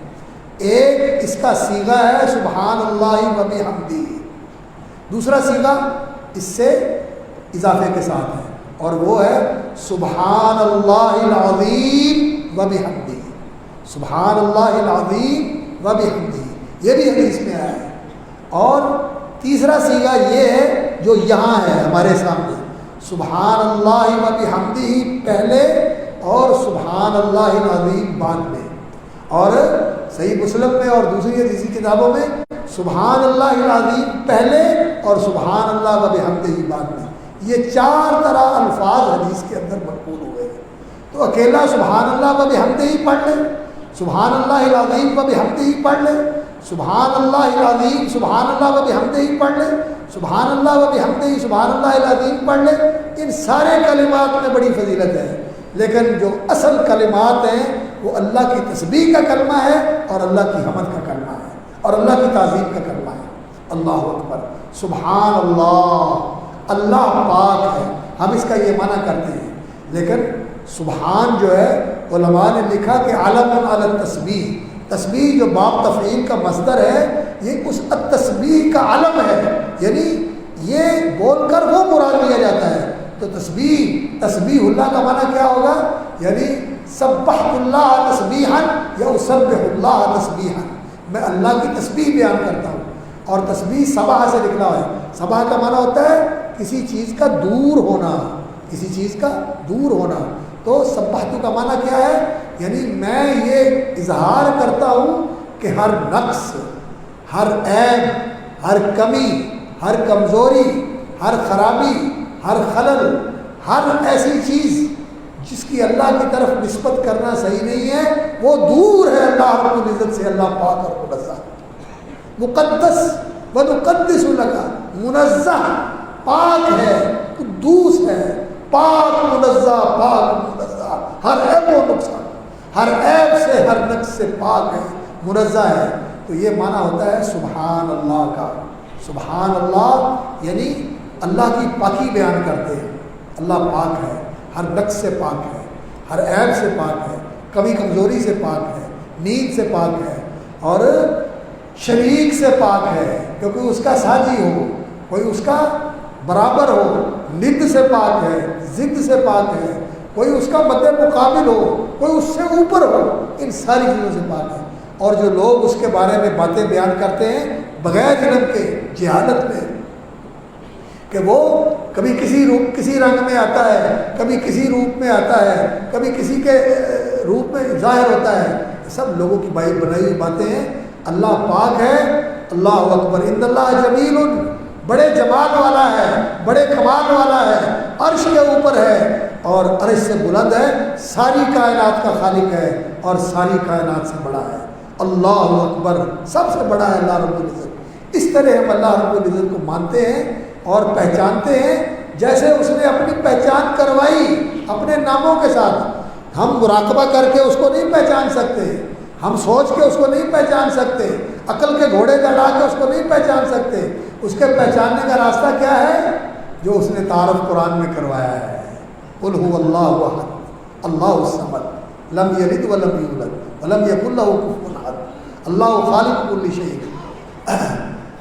اللہ خالق کل شیء وهو علی کل شیء وکیل، له مقالید السماوات والارض، ذالکم اللہ ربکم لا الہ الا هو خالق کل شیء فاعبدوه وهو علی کل شیء وکیل۔ جیسے اللہ نے اپنا تعارف کروایا ہے، اللہ کو ہم پہچانتے ہیں اس کی تعریف کے ساتھ، اس کی پہچان جو اس نے کروائی ہے، اس کے نبی نے کروائی ہے، قرآن اور حدیث میں آئی ہے، اس کے اسماء و صفات کے ساتھ جو اس کے افعال اللہ تعالیٰ نے بیان فرمائے ہیں، اور قرآن مجید بھرا ہوا ہے اللہ کے تعارف کے ساتھ۔ اور اللہ کو پہچاننے کا یہی راستہ ہے. باقی چلے کاٹ کے، مراقبے کر کے، تصور کر کے اور عقلی گھوڑے دوڑا کر، فلسفے چھان کے، یہ اللہ کی پہچان نہیں ہوتی. جن لوگوں نے یہ راستہ اختیار کیا وہ گمراہ ہو گئے، وہ دیروں میں بھٹکتے رہے اور انہوں نے خیالی چیزوں کو معبود بنا لیا. اللہ رب العزت کی معرفت سے وہ معروف رہے. اس لیے اللہ کی پہچان کے بعد سب سے پہلی جو چیز ہے وہ اللہ کی تسبیح ہے کہ اللہ ہر نقص اور عیب سے پاک ہے، ہر خوبی اور کمال سے متصف ہے. اور پھر اس کی پہچان کے بعد پھر دوسری چیز جو ہے وہ یہ ہے وَبِحَمْدِهِ. یہ واو عاطفہ بھی ہو سکتی ہے اور واو حالیہ بھی ہو سکتی ہے. حالیہ ہو تو متلبسن اور عاطفہ ہو وَأَتَلَبَّسُ يَتَلَبَّسُ کہ میں اس کی حمد کے ساتھ متلبس ہوں. لبس کا کہتے ہیں لباس کو، یعنی میں نے اپنا لباس بنا لیا، اوڑھنا بچھونا بنا لیا. کس چیز کو؟ اللہ کی حمد کو، اس کی ثنا کو، اس کی تعریف کو، اس کی توصیف کو. میرے لباس بھی یہ ہے اور میرے جسم کا انگ انگ اور میرے جسم کا رواں رواں اس کی حمد و ثنا کے اندر رطب اللسان ہے. اللہ اکبر. لو لو تھی میں شکر گزاراں اوڑک نعمت نہیں. اللہ اکبر. لاکھ کروڑ حمد ثنا اس پاک منزہ تائیں. اس اللہ کے لیے لاکھوں کروڑوں حمد و ثنا ہے اور اس کی تعریف ہے، اور جسم کے ذرے ذرے اور روئے روئے سے ہم اس کا شکر کریں اور اس کی تعریف کریں تو حق ادا نہیں ہو سکتا. تو تلبس تو یا متلبسن بحمدہ. حمد کا معنی کیا ہوتا ہے؟ اللہ کی تعریف کرنا. شکر اور مدح اور حمد کو ساری باتیں جو آپ نے علمی طور پر سنی پڑھی ہوئی ہیں ان کو میں چھوڑتا ہوں، اس لیے کہ ہمارے جو احباب ہیں کہ بہت ساری چیزیں ان کے لیے گرانی تباہ کا باعث بنتی ہیں کہ یہ کیا باتیں کر رہے ہیں. حضرت حافظ صاحب رحمۃ اللہ علیہ درس دیا کرتے تھے، حافظ مدنی رحمۃ اللہ علیہ، تو اکثر علمی باتیں ہوا کرتی تھیں. تو ایک شاگرد ان کے کہنے لگے حافظ صاحب آپ جو باتیں کرتے ہیں لوگوں کو سمجھ نہیں آتی. کہتے میں علماء کے لیے کرتا ہوں، ان کے لیے تھوڑی کرتا ہوں. رحمہ اللہ وغفر اللہ. اللہ اکبر. تو میں اس لیے آپ کا لحاظ کرتے ہوئے بزم میں اہل نظر بھی ہیں، تماشائی بھی ہیں، تو اہل نظر کے لیے جو باتیں ہیں وہ تو ماشاءاللہ شیخ الحدیث صاحب نے آپ کو بتائی ہیں. تو بحمدہ حمد جو ہے یہ اللہ کی تعریف کرنا اس کی محبت کے ساتھ، دل میں محبت ہو اور تعظیم کے ساتھ اس کی عظمت اور اس کے جلال کو سامنے رکھ کر اس کی تعریف کرنا. بعض اوقات لوگ بدا کرتے ہیں لیکن مذاق اڑانے کے لیے، بدا کرتے ہیں مذاق اڑانے کے لیے. جیسے کوئی دبلا پتلا آدمی ہو تو لوگ کہتے ہیں پہلوان جی، پہلوان کہتے ہیں اس کو، یہ مذاق کے لیے کہتے ہیں. ایسی بات نہیں ہے. اللہ رب العزت کی جو حمد ہے یہ محبت کے ساتھ ہوتی ہے اور تعظیم کے ساتھ ہوتی ہے. اور اللہ کی حمد ہوتی ہے اس کی ثبوتی صفات کے ساتھ کہ اللہ رب العزت عظمت والا ہے، جلال والا ہے، جبروت والا ہے، کمال والا ہے، حسن والا ہے، خوبی والا ہے، جمال والا ہے. تو یہ جو جتنی صفات ہیں ثبوتیہ ان کے ساتھ اللہ کی حمد ہوتی ہے. اور تسبیح جو ہوتی ہے یہ اللہ کو نقائص سے، عیوب سے اور کمیوں اور کمزوریوں سے پاک اور منزہ قرار دے کر اللہ کی تسبیح بیان کرنا، یہ اللہ کی تسبیح ہوتی ہے. یہ دو کلمے ایسے ہیں سبحان اللہ و بحمدہ جو اللہ کو بہت ہی محبوب ہیں. فرشتوں کا یہ ورد زبان ہے، فرشتوں ہی کا نہیں. اللہ اکبر. تسبح له السماوات السبع والارض ومن فیہن. اللہ نے قرآن میں فرمایا کہ ساتوں آسمان اور ساری زمینیں اور جو کچھ ان کے درمیان ہے سب اللہ کی تسبیح کر رہا ہے. ہر چیز کیا بول رہی ہے؟ سبحان اللہ. آپ بھی بولیں سبحان اللہ، سبحان اللہ. تسبح له السماوات السبع والارض ومن فیہن وان من شیء الا یسبح بحمدہ. کوئی چیز ایسی نہیں ہے کائنات میں، ادنا سے ادنا اور اعلیٰ سے اعلیٰ، عرش، کرسی، آسمان، زمین، چاند، سورج، کہکشائیں، پہنائیاں، فضائیں، جو کچھ ہے ہر چیز اللہ کی تسبیح کر رہی ہے. چونٹیاں بھی اور مکھیاں بھی اور مچھر بھی اور ویل مچھلیاں بھی اور شارک مچھلیاں بھی اور بہت بڑے بڑے جانور بھی اور پانی کے قطرے بھی اور زمین کے ذرے بھی، ہر چیز اللہ کی تسبیح کر رہی ہے. یہ قرآن کے الفاظ ہیں. وَإِن مِّن شَيْءٍ إِلَّا يُسَبِّحُ بِحَمْدِهِ. اس کائنات میں جو اتنی وسیع کائنات ہے، اے انسان تو اس کا حصہ ہے، تجھے اس کائنات کے ساتھ ہم آہنگ ہونا چاہیے، تیری زبان میں بھی یہ ذکر ہونا چاہیے سبحان اللہ و بحمدہ، تجھے بھی ہر وقت اللہ کی تسبیح کے ساتھ اللہ کی حمد کرتے رہنا چاہیے۔ اور پھر یہ ایسا رزق، پھر یہ ایسا کلمہ ہے کہ اللہ راضی ہوتا ہے، اور یہ بہت بھاری ہے۔ جیسے میں نے آپ کو حدیث سنائی کہ الحمدللہ تملأ المیزان و سبحان اللہ والحمدللہ تملأان ما بین السماء والارض، اجر و ثواب سے آسمان و زمین کی ساری فضا بھر جاتی ہے۔ یہ اتنا بڑا ثواب کا کلمہ ہے، یہ میزان کو بھر دیتا ہے اور زمین و آسمان کی فضا کو بھر دیتا ہے۔ اور اس کے ساتھ ایک اور بڑی برکت والی چیز ہے جو میرے اور آپ کی سب کی ضرورت کی چیز ہے، وہ کیا؟ حضرت نوح علیہ السلام نے اپنے بیٹے کو وصیت کی تھی اور فرمایا تھا کہ بیٹا سبحان اللہ و بحمدہ اور لا الہ الا اللہ یہ پڑھتے رہا کرو، یہ دو وظیفے ہیں، لا الہ الا اللہ اور سبحان اللہ و بحمدہ۔ لا الہ الا اللہ یقین کے ساتھ، اخلاص والی اور صدق والی توحید کے ساتھ پڑھا جائے تو اس کے اندر یہ طاقت ہے، خدا کی قسم، کہ اگر یہ زمین و آسمان سارے مل کر جتنا میٹر ہے، جتنا مادہ ہے، اسے اکٹھا کر کے ایک رنگ بنا دیا جائے تو اس کے اندر یہ طاقت ہے کہ اسے توڑ کے رکھ دیں۔ ایٹم میں وہ قوت نہیں ہے جو لا الہ الا اللہ کے اندر قوت ہے، لیکن لا الہ الا اللہ سچا ہونا چاہیے، یقین والا ہونا چاہیے۔ لا الہ الا اللہ پڑھا کرو، اور دوسرا سبحان اللہ و بحمدہ پڑھا کرو۔ وَبِهَا يُرْزَقُ الْخَلَائِقُ، یہ ساری مخلوق اسی کے ساتھ زندہ ہے اور اسی کے ساتھ اس کو روزی ملتی ہے۔ جس کو جو ملتا ہے اللہ کی حمد اور اس کی تسبیح کے ساتھ ملتا ہے۔ تو جو آدمی چاہتا ہے کہ اس کے رزق میں برکت ہو جائے تو وہ سبحان اللہ و بحمدہ کو اپنا وظیفہ بنا لے، سبحان اللہ و بحمدہ۔ باقی باتیں تو اور بھی تھیں، میرا جی چاہتا تھا لیکن بات لمبی ہو گئی، اللہ رب العزت اسی میں برکت کرے۔ آخر میں امام بخاری رحمۃ اللہ علیہ یہ کتاب کے اندر یہ حدیث لے کے آئے ہیں، اس لیے اس پر عمل کرتے ہوئے کہ مجلس کا اختتام اس کلمہ تسبیح کے ساتھ ہونا چاہیے، سبحان اللہ و بحمدہ، سبحان اللہ سبحانک اللہم و بحمدک اشہد ان لا الہ الا انت استغفرک اللہم و اتوب الیک۔ ایک یہ سبحان اللہ و بحمدہ سبحان اللہ العظیم، وہ حدیث ان کی شرط کے مطابق نہیں تھی، یہ حدیث لے کے آئے، اور وزن اعمال کو لے کے آئے آخر میں یہ بتانے کے لیے کہ زندگی کا آخر جو ہے وزن اعمال کے ساتھ ہونے والا ہے، اور وزن اعمال کے بعد پھر انسان، اللہ تعالیٰ ہمیں خوش نصیبوں میں شامل فرمائے جن کو نامہ عمل دائیں ہاتھ میں ملے گا اور وہ جنت الفردوس کے وارث بنیں گے۔ اللہ تعالیٰ ہم سب کو ان کے ساتھ ملائے، اور جن کے نامہ عمل میں برائیاں زیادہ ہوئی، کفر ہوا، شرک ہوا، بدعات ہوئی، تو پھر ان کے تول ہلکے ہو جائیں گے، وہ دوسری طرف جائیں گے۔ اللہ تعالیٰ ہم سب کو اور ہماری اولادوں کو محفوظ رکھے کہ ہم دوسری طرف جانے والوں میں شامل ہوں۔ اللہ ہمیں جنت والوں میں کروائے اور جہنم والوں کے جہنم والے اعمال سے اور جہنم والے راستوں سے محفوظ رکھے۔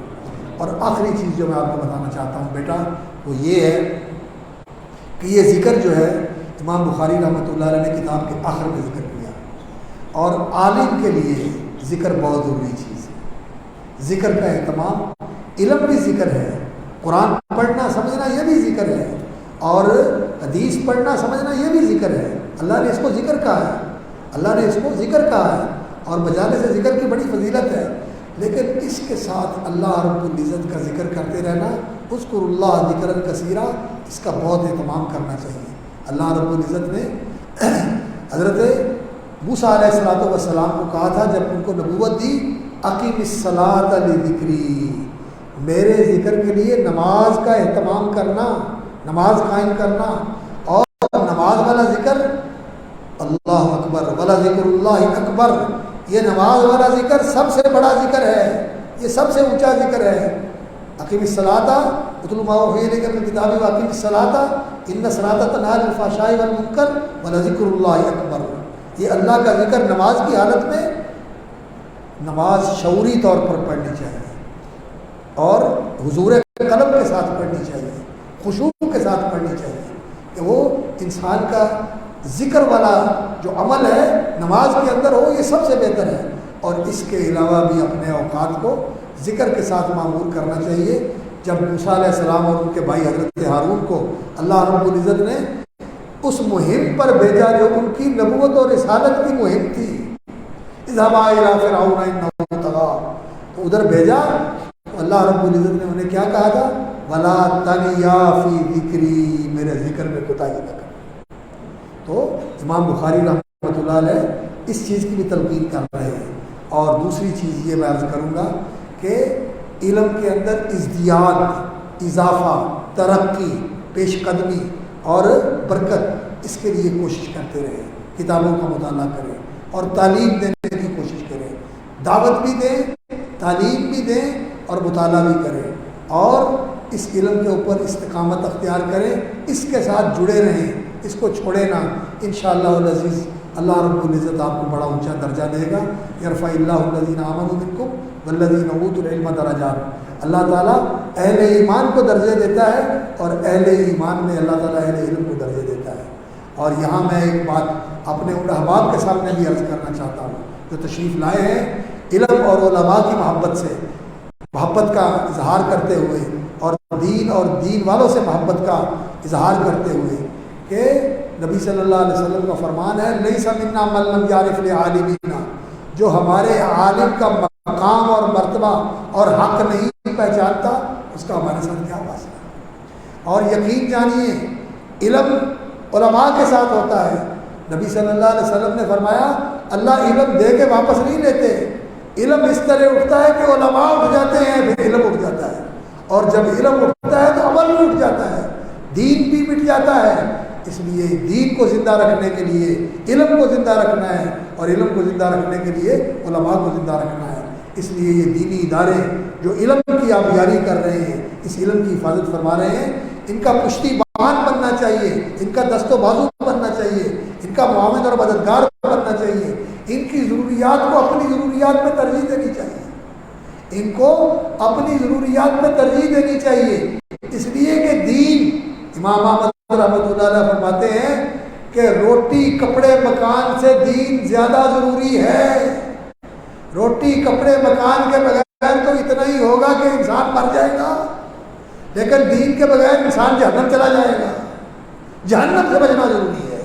اس لیے ان علماء کے ساتھ جڑے رہیں، ان کی عزت و توقیر بھی کریں اور ان کی ضروریات کا لحاظ بھی کریں، اور ان کو دین کے لیے متفرق کریں کہ یہ فراغت کے ساتھ، جیسے امام عبداللہ بن مبارک رحمۃ اللہ علیہ کرتے تھے، کہتے تھے میں تجارت کرتا ہوں اس لیے کہ سفیان ثوری، اس لیے کہ سفیان ابن عیینہ، اس لیے کہ ان کے دور کے امام اوزاعی، یہ جو علماء تھے یہ دین کے کام کے لیے فارغ ہو کے دین کا کام کرتے رہے، اور آپ ان کے لیے خرچ کریں گے تو نبی صلی اللہ علیہ وسلم نے قسم کھا کر فرمایا ہے کہ مال صدقے سے کم نہیں ہوتا، اور اللہ رب العزت نے قرآن میں اس کی یقین دہانی فرمائی ہے، وَمَا أَنفَقْتُم مِّن شَيْءٍ فَهُوَ يُخْلِفُهُ۔ اور یہ المعہد السلفی، مجھے پہلے بھی یہاں آنے کا شرف حاصل ہوا ہے، لیکن سچی بات ہے آج تو ماشاءاللہ میں آیا ہوں، میرا دل باغ باغ ہو گیا کہ یہ سندھ کی سرزمین میں المعہد السلفی کی تعلیم و تربیہ ہے، کہ یہ تعلیم بتعلیم الدین الحنیف، دین حنیف کی تعلیم کے لیے اور التربیت الاسلامیہ کے لیے، یعنی دین کی تعلیم دے کر اور اسلامی تربیت سے آراستہ کر کے امت کو علماء مہیا کرنے، اور سندھ جیسے پسماندہ علاقے میں جہاں خرافات بہت ہے اور جہاں بدعات بہت ہے، بلکہ شرک کے اڈے ہیں، وڈیرا پرستی ہے، پیر پرستی ہے، اور پتہ نہیں کیا کیا پرستیاں اس علاقے کے اندر ہے، اس علاقے کے اندر یہ کام کر رہا ہے، اور اس کا حق بنتا ہے کہ یہ کام کرے۔ یہ سندھ کی سرزمین باب الاسلام ہے، اس بر صغیر کے اندر اسلام آیا تھا، اس کو باب الاسلام ہونے کا شرف حاصل ہے، اور اس کی تاریخ یہ بتاتی ہے کہ اس میں ہر دور کے اندر عاملین بالحدیث بھی رہے ہیں، عاملین بالحدیث بھی رہے ہیں، اور یہ حضرت شیخ بدیع الدین رحمۃ اللہ علیہ نور اللہ مرقدہ وعلی درجاتہ فی جنات الفردوس، یہ ان کی آرزوؤں اور تمناؤں کا ثمر ہے، اور ہمارے شیخ اور ہمارے بھائی حضرت مولانا اللہ ناصر رحمانی حافظ اللہ کی جہود مبارکہ کا یہ ماشاءاللہ ثمر ہے، اور اس کا یہ مظہر ہے۔ اللہ ان کی زندگی میں برکت کرے اور ان کے ساتھیوں کو بھی جزائے خیر دے جنہوں نے ماشاءاللہ اس کو یہاں تک پہنچایا ہے، اور اللہ تعالیٰ ان بیٹوں کو بھی اس دین کا عالم اور اس کا خادم بنائے اور دین کا داعی بنائے، اور اللہ رب العزت ان کو دین پہ استقامت نصیب فرمائے۔ ان کے والدین کو بھی ہم مبارکباد پیش کرتے ہیں، اور ان کو بھی کہ اللہ رب العزت نے ایک مرحلہ تمہارا مکمل کر دیا ہے، اگلے مرحلے بھی اللہ تعالیٰ تمہارے لیے آسان بنائے اور مبارک بنائے۔ اور میں اس ادارے کے جتنے بھی اساتذہ ہیں ان کے لیے بھی ہدیہ تبریک پیش کرتا ہوں کہ ماشاءاللہ وہ جو خدمات سر انجام دے رہے ہیں یہ بہت ہی قابل قدر اور لائق تحسین ہے. وعند اللہ فی ذاک الجزاء تقبل اللہ منا ومنکم صالح الاعمال. اور آخر میں شکریہ ادا کرتا ہوں شیخ صاحب کا کہ یہ ان کی اپنے بھائی کے ساتھ محبت ہے. میں سچی بات ہے شیخ کو اپنا شیخ سمجھتا ہوں اور میں نے ان کو عرض کیا تھا کہ مجھے شیخ صاحب کی زیارت ہوئی تھی پیر بدی الدین شاہ صاحب رحمۃ اللہ علیہ اور میں حدیث کا اپنا رجال کا مطالعہ کر رہا سیر و علام نبلا کا. ان کی زیارت ہوئی تو انہوں نے کہا کہ عبداللہ ناصر کو پکڑ لو. اللہ اکبر اللہ اکبر. تو یہ تو ہمارے محدث ہیں. اللہ تعالیٰ ان کی زندگی میں برکت کرے اور یہ شیخ صاحب کے جانشین ہیں ان کے مشن کو لے کے چل رہے ہیں. اللہ تعالیٰ ان کی زندگی میں برکت فرمائے اور مزید توفیق عطا فرمائے. اللہ تعالیٰ آپ کا آنا قبول فرمائے. سبحان ربک رب العزت عما یصفون وسلام علی المرسلین والحمد للہ رب العالمین.